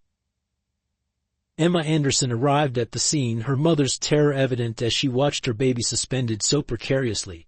Hunter's attention split between Sarah and Emma, his training helping him maintain focus despite the emotional intensity. Clara noticed his subtle shift in position, realizing he was preparing for something. The fire escape's mounting protest became impossible to ignore. Metal screamed against metal as bolts began pulling free from the aged brick wall. The kidnapper looked down, panic replacing bravado as he realized his position was literally crumbling. Sarah's cries intensified, her tiny hands reaching out instinctively. Hunter made his decision in a split second. As the fire escape gave way with a thunderous crack, he launched himself up the warehouse wall, using abandoned shelving as a makeshift ladder. His police training in urban pursuit combined with raw protective instinct as he climbed higher, pushing his still healing body to its limits. The kidnapper, realizing his predicament, tried to scramble to safety. In his panic, his grip on Sarah loosened. Time seemed to slow as the baby slipped from his grasp, her cries suddenly silent in the moment of freefall. Clara's heart stopped, Emma screamed, and officers rushed forward helplessly. But Hunter had anticipated this. His calculation had been perfect. He intercepted Sarah's fall at an angle, catching her securely while absorbing the impact against a lower section of shelving. His body curled protectively around her as they tumbled the remaining distance, his training ensuring he took the brunt of the fall. The landing was rough. Hunter's recently healed leg took the worst of it, but he didn't loosen his protective hold on Sarah. She was crying again, a healthy, angry sound that meant she was unharmed. The kidnapper, trying to save himself, lost his grip and fell heavily to the warehouse floor, where waiting officers quickly subdued him. Clara rushed to Hunter's side, her veterinary training taking over as she checked both him and Sarah for injuries. The baby was perfectly fine, protected by Hunter's precise rescue technique. Hunter himself had re-aggravated his old injuries, but his focus remained entirely on Sarah, his body still curved around her protectively. Emma reached them seconds later, gathering Sarah into her arms with tears streaming down her face. Hunter stayed close, despite his obvious pain, his duty not complete until he was certain of Sarah's safety. His training kept him alert, even as exhaustion and injury threatened to overwhelm him. The warehouse erupted in activity, paramedics checking Sarah, officers securing the scene, detectives gathering evidence. Through it all, Hunter maintained his vigilant watch, refusing treatment until Clara convinced him that Sarah was truly safe. Even then, his eyes tracked the baby's movement constantly. Detective Roberts knelt beside Hunter, his gruff exterior cracking as he praised the dog's heroism. "Just like old times, partner," he said softly, remembering similar rescues with Officer Miller. Hunter's tail wagged slightly at the familiar tone, though his attention never fully left Sarah. The scene became a turning point in the community's perception. News cameras captured the aftermath: Hunter's dramatic rescue, his gentle protective behavior, Sarah's obvious comfort in his presence. The debate about his trustworthiness ended that night, replaced by universal recognition of his unwavering dedication. Clara's examination revealed the extent of Hunter's sacrifice. The landing had re-injured his barely healed leg and new cuts and bruises covered his body. Yet he had executed the rescue flawlessly, his police training and protective instincts combining to save Sarah's life when no one else could have reached her in time. The aftermath of the warehouse rescue brought unforeseen consequences. Hunter's re-injured leg became severely infected, the strain of the rescue having reopened old wounds and introduced new complications. Clara worked tirelessly at her clinic, but the infection proved resistant to standard treatments. Emma brought Sarah to visit daily, the baby's distress at seeing Hunter's condition evident in her constant reaching for him.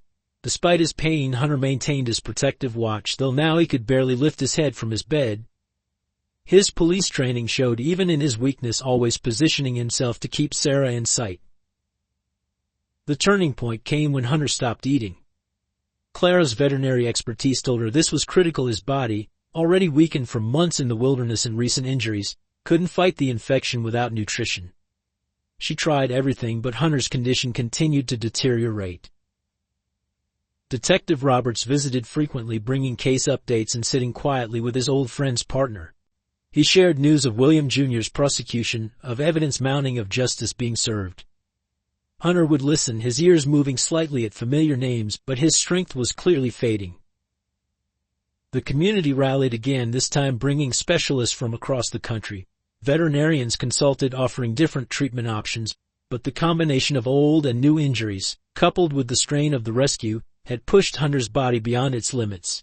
Each day brought a visible decline. Sarah seemed to understand something was wrong. Her usual happy babbling became subdued during visits, her tiny hands gently patting Hunter's fur. The bond between them remained strong, even as Hunter's physical strength ebbed. His tail would still wag weakly when she arrived, though it took visible effort. Clara barely slept, monitoring Hunter's condition around the clock. She documented every change, every response to treatment, searching desperately for something she might have missed. Her clinical detachment crumbled as she watched the brave dog who had saved so many slowly slipping away. Emma struggled watching Hunter's decline, knowing that Sarah was alive only because of his sacrifice. She brought her father's lawyers in, ensuring that Hunter would have access to any treatment, any specialist, regardless of cost. But money couldn't solve everything. Hunter's body was simply too damaged. The local police department organized a vigil outside the clinic. Officers who had worked with Hunter and Miller stood watch, sharing stories of their former K-9 colleagues' achievements. The community joined in, bringing flowers, cards, and photos of Hunter with Sarah, creating a memorial wall. Tom Baker from the hardware store arrived one morning with a handcrafted wooden bed for Hunter, lined with the softest blankets he could find. He shouldn't have to lie on a clinic bed, the old man said gruffly, tears in his eyes. Hunter managed to wag his tail slightly in recognition of the kind gesture. Detective Roberts discovered something that made the situation even more poignant: evidence that during his months in the wilderness, Hunter had been watching over the area where Sarah would eventually be hidden. Somehow he had known, had prepared, had waited patiently to fulfill his final mission. Clara noticed that even in his weakened state, Hunter maintained his training. He would try to sit up during Sarah's visits, attempting to maintain his protective stance. His police instincts remained sharp, his ears moving toward any unusual sound, his body trying to respond despite its failures. The infection spread despite aggressive treatment. Clara found herself facing the possibility that she couldn't save him. The thought was unbearable after everything Hunter had survived, after his incredible rescue of Sarah. To lose him to complications seemed cruelly unfair. Sarah's visits became the only thing that sparked life in Hunter's eyes. He would watch her play on the clinic floor, his tail moving slightly when she laughed.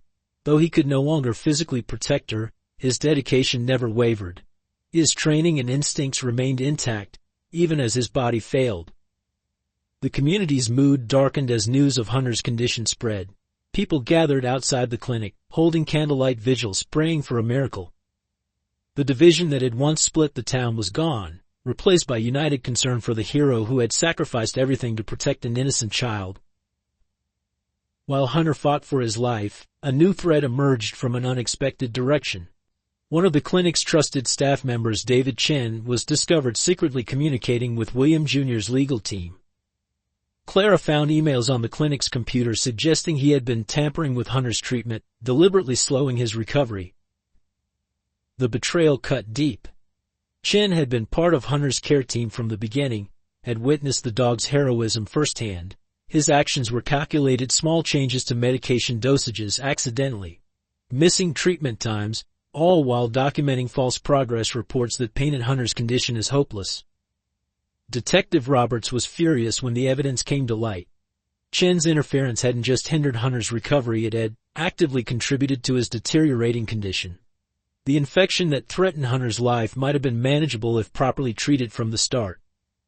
More disturbing were the large deposits found in Chen's bank account, traced back to William Jr.'s associates. Clara blamed herself for not noticing sooner. She reviewed Hunter's charts obsessively, finding subtle discrepancies that should have raised red flags. The realization that someone she'd trusted had deliberately harmed Hunter, especially after everything he'd survived, shook her confidence in her ability to protect him. Emma Anderson took the news particularly hard. She had trusted Chen, had even confided in him about her fears for Hunter's recovery. The betrayal felt personal, an attack not just on Hunter but on Sarah's protector. Her lawyers immediately moved to press charges, determined to add another layer to William Jr.'s prosecution. The clinic staff was devastated. Many had worked closely with Chen, had trusted his expertise and dedication. Now they questioned every interaction, wondering if they had missed signs of his deception. The atmosphere of healing that Clara had worked so hard to create was poisoned by suspicion and guilt. Hunter, despite his weakened state, had shown signs of distrust toward Chen in recent weeks. His police training had detected something the humans had missed: subtle changes in Chen's behavior, perhaps his scent or body language. Even while fighting for his life, Hunter's instincts had remained sharp. The investigation revealed Chen's motives went beyond money. He had a gambling debt to the same people who had financed William Jr.'s schemes. His betrayal had been orchestrated months ago, a backup plan in case Hunter survived to testify about what he had witnessed. By sabotaging the dog's recovery, Chen had hoped to eliminate a key witness. Local media exploded with the revelation. The community's anger was palpable. Chen had not only betrayed Hunter but had attacked the symbol of loyalty and protection that the town had come to cherish. Protests formed outside the jail where Chen was held, demanding justice for their wounded hero.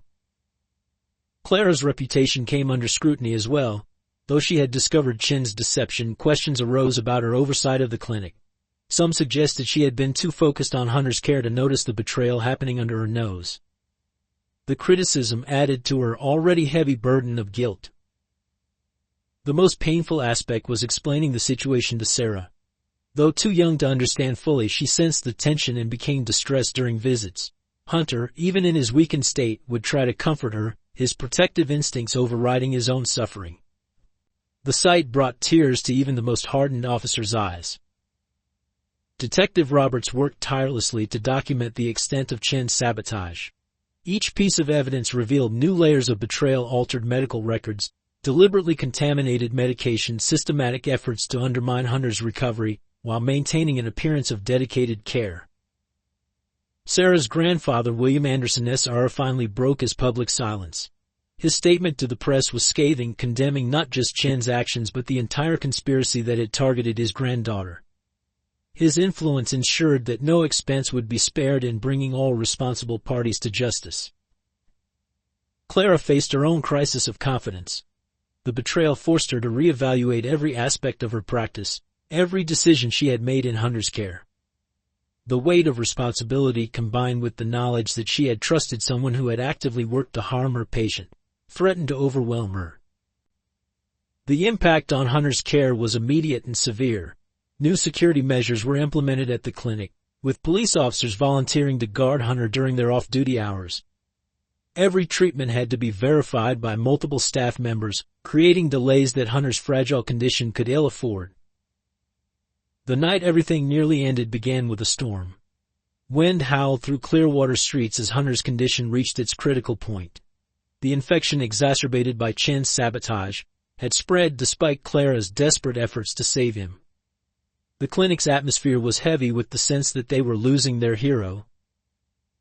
Sarah had been unusually fussy during her last visit, as if sensing the gravity of the situation. Hunter had tried to lift his head when she cried, his police training still compelling him to respond to distress. But his strength had finally failed him. Emma held her daughter close, watching helplessly as the dog who had saved them both slipped further away.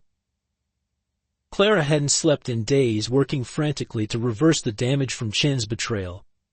Her hands shook as she administered antibiotics, knowing they might be too late. The specialists she had consulted offered little hope. Hunter's body, already pushed beyond its limits by months of survival and his final heroic rescue, was shutting down. Detective Roberts maintained his vigil in the clinic's waiting room, his weathered face showing the strain of watching another partner fade away. The parallels to Officer Miller's death were uncomfortably clear once again. He was powerless to help, forced to watch as corruption and cruelty claimed another victim. The storm intensified as midnight approached. Thunder rattled the clinic's windows and the power flickered ominously. Clara's emergency generator hummed to life, but the temporary loss of electricity had disrupted Hunter's monitoring equipment. Those few seconds of darkness seemed to mark a turning point in his decline. Emma received an urgent call from the hospital. Sarah had developed a high fever, possibly a reaction to the stress of recent events. She was torn between staying with Hunter and rushing to her daughter. Hunter, even in his near-unconscious state, seemed to sense her dilemma. His tail moved weakly, a gesture Clara interpreted as permission to go. The night grew darker as Hunter's breathing became more labored. Clara checked his vital signs every few minutes, each reading worse than the last. The infection had reached his heart, the poison spreading through his system faster than the medications could fight it. His remarkable journey from loyal police dog to wilderness survivor to Sarah's guardian appeared to be reaching its end. Outside the clinic, the community maintained its vigil despite the storm. People huddled under umbrellas, sharing stories of Hunter's bravery, praying for a miracle. News of his condition had spread beyond Clearwater, drawing attention from national media. The world seemed to hold its breath, waiting to see if this hero's story would end in tragedy. Clara found herself talking to Hunter as she worked, reminiscing about their time together, begging him not to give up. She recalled the moment he had appeared at the ranger station with Sarah, his unwavering dedication despite his injuries, his gentle patience during the baby's visits. Each memory felt like a weight on her heart. Detective Roberts finally broke down, his professional demeanor cracking as he watched Hunter struggle. He spoke about Officer Miller, about the night everything had changed, about the guilt he carried for not being there when his friends needed him. Hunter's ears twitched slightly at Miller's name, a ghost of his former alertness. The storm reached its peak around 2 a.m. Lightning illuminated the clinic in harsh bursts, thunder following so closely it shook the building. Hunter's monitors began showing critical warnings. His heart was failing, his body too weak to continue fighting. Clara prepared emergency medications, though she knew they were likely futile. Emma called from the hospital with updates about Sarah, her voice breaking as she described her daughter's distress. The baby seemed to sense Hunter's condition, crying his name between fever-induced whimpers. The bond between them, forged in the wilderness and strengthened through months of recovery, remained unbroken even at this darkest moment. Clara made the difficult decision to stop most treatments, focusing only on keeping Hunter comfortable. Her clinical experience told her it was time to let go, but her heart rebelled against the idea. This dog had survived so much, had given everything to protect an innocent child. His loss would leave a void no one could fill. The community's vigil grew as news of Hunter's critical condition spread. Police officers in full dress uniform stood at attention outside the clinic, honoring their fallen comrade. Local children added their drawings to the memorial wall, pictures showing Hunter as they saw him, a hero, a protector, a friend. In the early hours before dawn, Hunter's breathing became increasingly irregular. Clara sat beside him, one hand on his chest, feeling each labored breath. Detective Roberts maintained his post nearby, while the storm gradually subsided outside. The darkness before sunrise seemed to reflect the heaviness in their hearts. Dawn brought unexpected hope in the form of a weather-worn package delivered by a local hiker. The man had found it buried near where Hunter had first discovered Sarah, protected from the elements in a waterproof container. Inside was Officer Miller's final report, preserved through months of rain and snow, waiting to be found. Detective Roberts' hands trembled as he read through Miller's detailed notes. The officer had documented everything: meetings between William Jr. and known criminals, suspicious financial transactions, and most importantly, conversations about changing Sarah's inheritance. Miller had known he was onto something big, something that might cost him his life. More crucial was a micro SD card tucked into the package's lining. It contained audio recordings from the night Miller died, captured by his body camera. The sound quality was poor, but Hunter's barks could be clearly heard, along with Miller's final command: protect the innocent boy. Don't let him win. The recording revealed something else: Chin's voice in the background of Miller's final moments. He had been involved from the beginning, planted in the clinic specifically to monitor Hunter if he survived. The betrayal ran deeper than anyone had realized, part of a carefully orchestrated plan that had begun months before Sarah's kidnapping. Clara was reviewing the evidence when she noticed something in Hunter's old blood work trace elements that suggested he had been repeatedly exposed to the same sedative used in Sarah's kidnapping. He hadn't just witnessed the crime, he had been tracking the kidnappers through the forest, following the chemical trail they didn't know they were leaving. Emma arrived at the clinic with more revelations. Sarah's fever had broken after the doctors found an unusual residue on her blanket, the same chemical compound Hunter had been tracking. Her clothing from the night of her rescue contained traces that matched samples from multiple locations in the forest, creating a map of the kidnappers' movements. The evidence painted a remarkable picture of Hunter's time in the wilderness. He had been systematically patrolling the forest, using his police training to monitor known criminal locations. The seemingly random pattern of his movements, documented by hunters and hikers over months, now revealed a deliberate search grid. Detective Roberts brought in forensic experts who confirmed what Hunter had somehow known: Sarah had been kept in multiple locations throughout the forest, moved regularly to avoid detection. Each site showed signs of Hunter's presence, suggesting he had been watching, waiting for the right moment to rescue her. The most damning evidence came from William Jr.'s own security system. The cameras he thought had been disabled had actually been rerouting their feeds to a secret server, recording everything. The footage showed him discussing Hunter with Chin, planning how to silence the one witness who could connect all the pieces.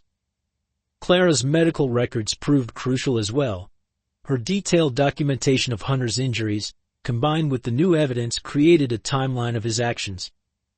Each wound told a story: battles with wolves, encounters with kidnappers, the constant fight to survive while maintaining his vigil over Sarah's various hiding places. The local hunting community came forward with their own evidence: trail camera footage showing Hunter tracking armed men through the forest, always keeping his distance but never losing them. His police training had allowed him to surveil the suspects without being detected, gathering intelligence like a seasoned undercover officer. Emma discovered old emails between William Jr. and Chin discussing Hunter's original disappearance. They had assumed the dog had died from his wounds, never imagining he would survive to become Sarah's guardian. Their overconfidence had led them to keep records they should have destroyed, creating a trail of evidence that now threatened their entire operation. The forest itself offered up its secrets. Rangers found caches of supplies Hunter had apparently gathered: food scraps, water bottles, even a torn piece of Sarah's blanket he had somehow obtained. He had been preparing for her rescue long before finding her, his police training evident in the systematic way he had organized his resources. Sarah's doctors contributed another piece to the puzzle. Their analysis of her remarkable survival showed she had been kept warm by something before Hunter found her: the same type of material that lined his old police vest. The remnants of the vest were later found in one of his forest caches, suggesting he had somehow known it would be needed. As the evidence mounted, Hunter's condition remained critical. But each new revelation seemed to strengthen his will to live, as if knowing his mission was finally being understood gave him renewed purpose. His vital signs, though still dangerous, stabilized enough for Clara to begin aggressive new treatments. The revelation of Officer Miller's evidence transformed Clearwater's mood from grief to determined action. As Hunter fought for his life, the community mobilized in ways no one could have predicted. Tom Baker's hardware store became an impromptu command center, coordinating efforts to support both the investigation and Hunter's recovery. Retired K-9 handlers from across the country began arriving in Clearwater, drawn by the story of Hunter's dedication. They brought their expertise and experience working with Clara to develop new treatment approaches. Their understanding of police dogs' unique physical and psychological needs proved invaluable in adjusting Hunter's care. Local restaurants organized meal deliveries for the clinic staff and volunteers. Jack Wilson's diner ran 24 hours a day, feeding the constant stream of people helping with the investigation or maintaining vigil outside the clinic. The smell of coffee and fresh food became a constant reminder of the community's support. Children from Clearwater Elementary created a massive get well card for Hunter, filled with drawings and messages. Their teacher, Mrs. Thompson, used Hunter's story to teach lessons about loyalty, courage, and never giving up. The school's morning announcements included daily updates on Hunter's condition, keeping hope alive in young hearts. Sarah Martinez put her search and rescue experience to use, organizing teams to scour the forest for additional evidence. Her volunteers found more of Hunter's caches, each discovery adding to their understanding of his months-long mission. The systematic way he had prepared for Sarah's rescue spoke to both his training and intelligence. The local veterinary community rallied around Clara. Specialists offered their services free of charge while supply companies donated medications and equipment. The clinic transformed into a state-of-the-art facility, giving Hunter access to treatments that might have been impossible in a small town. Emma Anderson's legal team worked pro bono, coordinating with Detective Roberts to process the flood of new evidence. They set up a hotline for tips and information, which quickly became overwhelmed with calls from people who had spotted Hunter during his time in the forest. Each sighting helped complete the picture of his dedicated surveillance. The police department's K-9 unit organized a benefit, raising funds for both Hunter's care and a foundation in Officer Miller's name. Current and retired officers shared stories of working with Miller and Hunter, painting a picture of an exceptional partnership that had continued even after Miller's death.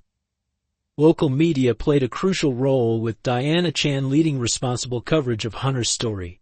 Her articles focused on facts rather than sensation, helping to maintain public support while avoiding interference with the ongoing investigation. Her piece, titled "Guardian in the Shadows," became a rallying cry for the community. The town's religious communities united in their support, holding interfaith services praying for Hunter's recovery. The sight of different congregations coming together touched even the most cynical observers. The message was clear: Hunter's dedication had transcended all divisions, inspiring unity in his fight for survival. Citizens volunteered their professional skills. Construction workers repaired and upgraded the clinic's facilities. Its specialists enhanced security systems. Artists created murals celebrating Hunter's heroism. Even local florists kept the clinic filled with fresh flowers, brightening the atmosphere for staff and visitors. Sarah's recovery became intertwined with Hunter's in the public consciousness. When Emma brought her to the clinic, community members would gather outside, their presence a quiet show of support for both the baby who had survived and the dog who had saved her.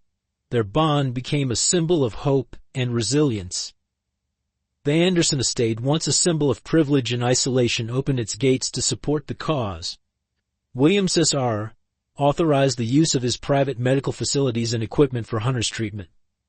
The mansion's grounds became a gathering place for volunteers coordinating search efforts for additional evidence. Local businesses displayed "We Stand with Hunter" signs in their windows.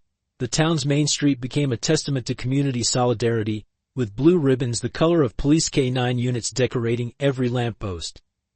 Each ribbon bore a tag with a different quality Hunter had demonstrated: loyalty, courage, perseverance. Perhaps most moving was the response from other K-9 units. Police dogs and their handlers visited the clinic, creating a constant honor guard. Their presence seemed to lift Hunter's spirits, his police training responding to the familiar sight of uniformed officers and working dogs. Each visit brought a small but noticeable improvement in his condition. The confrontation culminated during William Jr.'s bail hearing. Despite Hunter's critical condition, Clara had brought him to the courthouse under medical supervision. His presence was deemed crucial as new evidence was presented. Though weak, Hunter maintained his alertness, his police training evident in his focused attention on the proceedings. The courtroom fell silent as Officer Miller's final recordings played. William Jr.'s face drained of color as his own voice echoed through the speakers, discussing plans for Sarah's kidnapping. Hunter's ears perked up at the familiar voices, his body tensing despite his weakness. His reaction did not go unnoticed by the judge. Emma cradled Sarah protectively as Detective Roberts presented the evidence of Chen's long-term involvement. The betrayal had begun years earlier, with Chen being planted in veterinary school specifically to gain credentials for this operation. Hunter's suspicious behavior toward Chen now made perfect sense. His training had detected the deception from the start. William Jr.'s composure cracked when presented with the timeline of Hunter's forest surveillance. The dog had not only survived the attempt on his life but had systematically monitored the criminal operation for months. Each cache location, each patrol route, demonstrated a level of intelligence and dedication that destroyed the defense's arguments. The prosecution's masterstroke came when they revealed Hunter's old police vest, recovered from one of his forest hideouts. The material matched fibers found on Sarah's clothing, proving he had been preparing for her rescue long before finding her. His police training had enabled him to plan and execute a long-term protective operation. William Jr. finally broke under the weight of evidence. Rising from his seat, he began a furious confession that quickly turned into threats. As he moved aggressively toward Emma and Sarah, Hunter summoned strength no one thought he still possessed. Despite his critical condition, he positioned himself between the threat and those he had sworn to protect. The moment was electric. Hunter, barely able to stand face down his would-be killer with unwavering determination. His police training took over. No growling, no aggressive display, just the steady professional presence of a K-9 officer performing his duty. William Jr. froze, confronted by the living embodiment of the loyalty he had betrayed. Security officers moved to restrain William Jr., but the damage was done. His outburst and Hunter's response destroyed any remaining doubt about the true nature of events. The judge's expression hardened as she ordered him held without bail. Even his own lawyers seemed relieved to be done with the case. Chan, watching from the defendant's area, attempted to make a break for freedom in the ensuing chaos. Despite his weakened state, Hunter tracked his movement, alerting officers with a sharp bark. His police training enabled him to coordinate with courthouse security, helping to prevent Chen's escape without leaving his protective position near Sarah. The aftermath was swift. William Jr.'s conspiracy unraveled completely as his associates rushed to make deals. The evidence Hunter had gathered during his months in the forest proved crucial in dismantling the entire criminal network. His patient surveillance had documented not just Sarah's kidnapping, but numerous other crimes. Clara watched proudly as Hunter maintained his dignified bearing throughout the proceedings, though she could see the effort it cost him. His commitment to duty never wavered, even as his body struggled to keep up with his spirit. The courthouse demonstration of his training and dedication became the final proof of his true nature. The judge took the unprecedented step of addressing Hunter directly in her ruling. She spoke of loyalty, courage, and the unbreakable bond between an officer and his duty. Hunter stood at attention despite his weakness, responding to the formal tone if not the specific words. His police training showed in every aspect of his bearing. As William Jr. was led away in handcuffs, he made one final venomous comment about Hunter being just a dog. Emma's response rang through the courtroom. "He's not just a dog, he's a better man than you'll ever be." Hunter's tail wagged slightly at her voice, though his eyes never left the prisoner until he was out of sight. The courtroom erupted in applause as the judge announced her decision. William Jr. and his conspirators would face the maximum penalties for their crimes. Hunter's evidence had not only secured justice for Sarah but had exposed and eliminated a dangerous criminal organization. When it was over, Hunter finally allowed his exhaustion to show. He leaned against Clara for support as they left the courthouse, but his eyes remained alert, still watching over Sarah. His mission was complete. Justice had been served, but his sense of duty remained undiminished. The days following the trial marked a turning point in Hunter's recovery. Whether it was the release of tension after William Jr.'s conviction or the expert care he received, his condition began to improve dramatically. Clara noticed the change first. His eyes regained their alertness, his appetite returned, and his wounds finally started healing properly. Emma and Sarah became permanent fixtures at the clinic during Hunter's recovery. Sarah's presence seemed to accelerate his healing. Her laughter and growing mobility gave him purpose. His police training adapted to his new role, shifting from protection to gentle guidance as Sarah took her first wobbling steps under his watchful gaze. The Anderson family formally adopted Hunter, though he split his time between their home and Clara's clinic. Emma insisted on converting part of the mansion's ground floor into a special suite for him, complete with direct access to the gardens and a clear view of Sarah's nursery. His police training proved invaluable as he seamlessly integrated into the household security routine. Detective Roberts arranged for Hunter's official reinstatement to the police force, with a special designation as a community service K-9. This allowed him to continue his protective duties while also participating in public education programs. Children would visit the mansion to learn about loyalty, courage, and the special bond between humans and dogs. Clara's clinic transformed into a specialized facility for working dogs with Hunter as its unofficial mascot. His story attracted canine handlers from across the country seeking treatment for their partners. Hunter would often sit in on examinations, his presence calming nervous dogs and demonstrating remarkable empathy for injured officers. The community's support never wavered. Tom Baker installs special ramps throughout his hardware store to make it easier for Hunter to visit. Jack's Diner created Hunter's Corner, a special area where police dogs and their handlers could rest during their shifts. The town embraced its hero, understanding that his recovery was part of their own healing. Sarah's development became intertwined with Hunter's daily routine. He was there for every milestone: first words, first steps, first ventures into the garden. His protective instincts remained sharp but tempered with a gentle patience that had helped him guide her through their forest ordeal. Their bond deepened into something that amazed even experienced canine handlers. The forest where their story began became a protected area with markers showing Hunter's surveillance routes and cache locations. Rangers led educational tours, teaching visitors about survival, loyalty, and the remarkable intelligence of working dogs. Hunter would sometimes accompany these tours, his presence adding powerful authenticity to the lessons. Emma established the Hunter Miller Foundation, dedicated to supporting canine units and their handlers. The foundation provided funding for equipment, training, and medical care for police dogs. Hunter attended fundraising events, his dignified bearing and gentle interaction with supporters embodying the noble qualities the foundation sought to promote. Clara documented Hunter's recovery process in a series of papers that revolutionized the treatment of traumatized working dogs. His case demonstrated how police training could persist through extreme conditions, and how that training could adapt to new circumstances without losing its core purpose.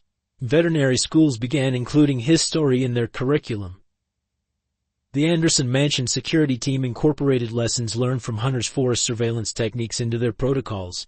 His methodical approach to protection, proven effective through months of solitary operation, became a model for canine units nationwide. Even in retirement, he continued teaching through example. As his strength returned, Hunter began accompanying Sarah on supervised visits to children's hospitals. His gentle patience with sick children, combined with his impressive bearing as a police dog, brought comfort and inspiration to young patients. The visits helped heal emotional wounds in the community while reinforcing the power of unconditional love. William S.R. made Hunter the official guardian of the Anderson estate, a position that came with both ceremonial and practical responsibilities. The dog, who had once been branded a dangerous stray, now commanded respect in the highest social circles, though he remained most content in Sarah's company or working with Clara at the clinic. Detective Roberts ensured that Hunter's service record reflected his time in the forest as active duty, making him the most decorated canine officer in department history. The recognition mattered less to Hunter than the opportunity to continue serving, but it helped secure resources for future canine programs. As spring returned to Clearwater, Hunter could often be seen patrolling the mansion's gardens with Sarah toddling beside him, both of them healthy and happy. His remarkable journey from police dog to wilderness survivor to beloved guardian had changed not just their lives but the entire community's understanding of loyalty, courage, and love. The transformation of Clearwater following Hunter's recovery became a story in itself. The once divided town found unity in supporting not just Hunter and Sarah but all working dogs and their handlers. The police department's K-9 unit expanded, with new training facilities built using donations from grateful citizens. Hunter's role evolved beyond his original police duties. While he maintained his protective instincts and training, he developed an almost therapeutic presence. Children with trauma or anxiety would visit him at the clinic, finding comfort in his patient understanding. His ability to calm frightened children became legendary among local counselors and therapists. Clara's veterinary practice underwent its own transformation. Her experience with Hunter led to developing new protocols for treating injured service dogs. She worked closely with police departments and military units, sharing insights gained from Hunter's remarkable recovery. The clinic became a center of excellence for working dog rehabilitation. Emma watched her daughter blossom under Hunter's guardianship. Sarah, now a confident toddler, showed remarkable empathy for animals. Her early trauma seemed transformed by Hunter's presence into something positive, a deep understanding of the bond between humans and their protectors. She became an ambassador for her age group at K9 demonstrations.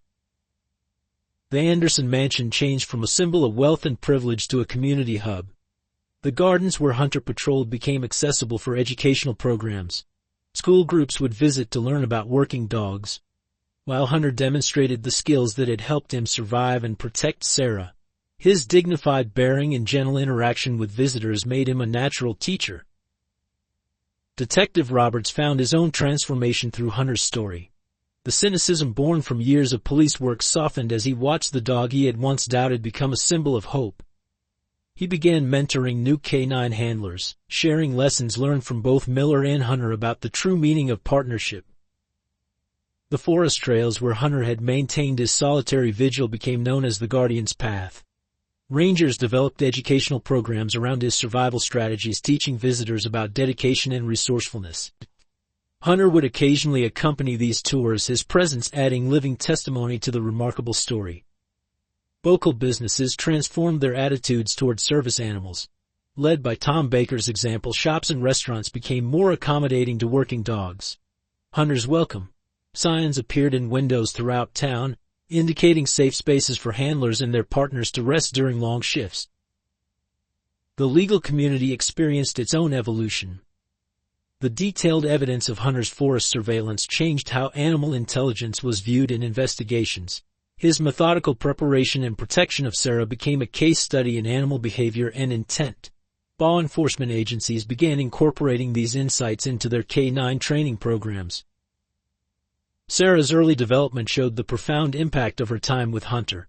She displayed unusual poise for her age, along with a deep connection to animals. Child development experts studied their interaction, noting how Hunter's protective presence had transformed potential trauma into extraordinary emotional intelligence. The mansion's security team underwent a complete overhaul, incorporating lessons from Hunter's forest tactics. His systematic approach to surveillance and protection became part of their standard protocol. Even as he aged, Hunter continued participating in training sessions, demonstrating techniques that had proven effective during his solitary mission. Clara's professional reputation soared as she published papers on Hunter's recovery. Her insights into the rehabilitation of traumatized working dogs transformed veterinary practices nationwide. She became a sought-after speaker at conferences, always insisting that Hunter accompany her to demonstrate their findings. The community's appreciation for service animals deepened beyond simple admiration. Citizens began understanding the complex training and dedication required of working dogs. Local schools incorporated units on responsible pet ownership and animal welfare, using Hunter's story to illustrate the profound bonds possible between humans and animals. The Hunter Miller Foundation expanded its mission to include support for retired service dogs. Programs were developed to help handlers care for their partners after active duty, ensuring that loyal servants would never be forgotten. Hunter's presence at Foundation events served as a powerful reminder of the ongoing need for such support. As Clearwater transformed, Hunter remained its humble center. Despite his fame and accolades, he never deviated from his core mission, protecting Sarah and serving his community. His dignified bearing and unwavering dedication continued inspiring all who met him, a living example of how loyalty and courage could transform lives. Hunter's legacy took root in Clearwater in ways both large and small. The once simple police K9 unit expanded into a nationally recognized training center, where handlers learned not just standard procedures but the deeper lessons of Hunter's story: unwavering dedication, adaptive intelligence, and the power of the bond between handler and dog. Sarah's growth became part of that legacy. As she entered school, her unique experience shaped her into a natural advocate for animal welfare. Her childhood memories, though dim, of Hunter's protection in the forest manifested in a deep understanding of animal behavior. Teachers noted how other children were drawn to her gentle confidence, a trait she attributed to her four-legged guardian.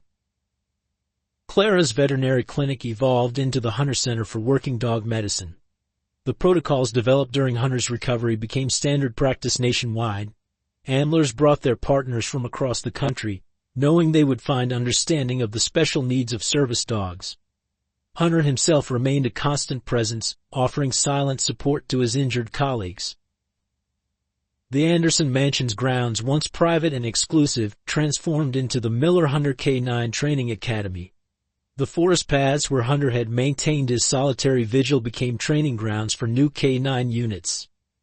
His methodical approach to surveillance and protection was studied and replicated, creating a new generation of more effective service dogs. Detective Roberts ensured that Hunter's story became part of police academy training.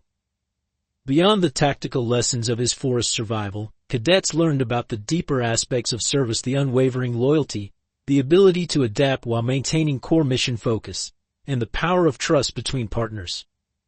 Local schools instituted the Hunter Award for exceptional service, presented annually to students who demonstrated extraordinary dedication to helping others. The criteria were based on Hunter's qualities: persistence in the face of adversity, protection of the vulnerable, and quiet courage without seeking recognition. The Hunter Miller Foundation expanded beyond supporting K9 units to establish sanctuary facilities for retired service dogs. These peaceful havens ensured that dogs who had given everything to protect others would never face neglect or abandonment in their golden years. Hunter often visited, his dignified presence inspiring continued support. Emma Anderson's legal team used Hunter's case to establish new precedents in animal welfare law. His demonstrated intelligence and purposeful actions during Sarah's protection helped reshape legal understanding of animal cognition. The Hunter Standard became shorthand for recognizing the sophisticated capabilities of working dogs. The town's annual Guardians Day celebration became a national event, drawing K9 units and their supporters from across the country. The festival combined demonstrations of working dog skills with education about responsible animal care. Hunter presided over these gatherings with characteristic dignity, his mere presence lending authenticity to the proceedings. Clara's research papers on Hunter's recovery and adaptation became required reading in veterinary schools. His case study illustrated not just physical rehabilitation techniques but the importance of understanding the psychological aspects of working dog care. The Hunter Protocol became synonymous with comprehensive K9 medical treatment. The forest trails where Hunter had protected Sarah were preserved as the Guardian's Heritage Park. Educational plaques marked significant locations, his surveillance points, cache sites in the place where he had finally found Sarah. Rangers used these trails to teach visitors about dedication, resourcefulness, and the unbreakable bond between protector and protected. Sarah's continued connection with Hunter influenced her choice of future career. As she grew, her early experiences shaped her understanding of both animal behavior and human psychology. Her unique perspective, formed in those crucial early days under Hunter's protection, promised to influence future generations of animal welfare advocates. Through all these changes, Hunter maintained his original purpose, protecting Sarah and serving his community. Even as he aged, his bearing remained dignified, his attention focused, his dedication unwavering. He became living proof that true service transcends training, that loyalty survives all challenges, and that courage wears many forms. The legacy of a single dog's devotion changed countless lives, reshaping how an entire community understood service, sacrifice, and unconditional love. In Clearwater, every working dog that followed would walk in Hunter's paw prints, carrying forward his example of quiet courage and unwavering dedication. As years passed, Hunter's story continued inspiring new generations. Children grew up learning about the dog who had survived alone in the forest, never forgetting his duty, never abandoning his mission. His legacy lived on in every K9 officer who answered the call to serve, in every therapy dog who comforted the frightened, and in every human who understood that true loyalty knows no bounds. Thank you for experiencing this touching story of loyalty, courage, and unwavering dedication. If Hunter's journey moved you as much as it moved us, please take a moment to share your thoughts in the comments below. What touched you most about his story? Which moment brought tears to your eyes? Support our team by subscribing to the channel for more heartwarming tales of extraordinary animals and the lives they change. Every subscription helps us continue bringing these inspiring stories to light. Share this video with family and friends who appreciate the profound bond between humans and animals. Don't forget to hit the like button if you believe in the power of unconditional love and courage. Join our growing community of animal lovers and help us spread stories that remind us of the extraordinary capacity for loyalty and sacrifice in our four-legged friends.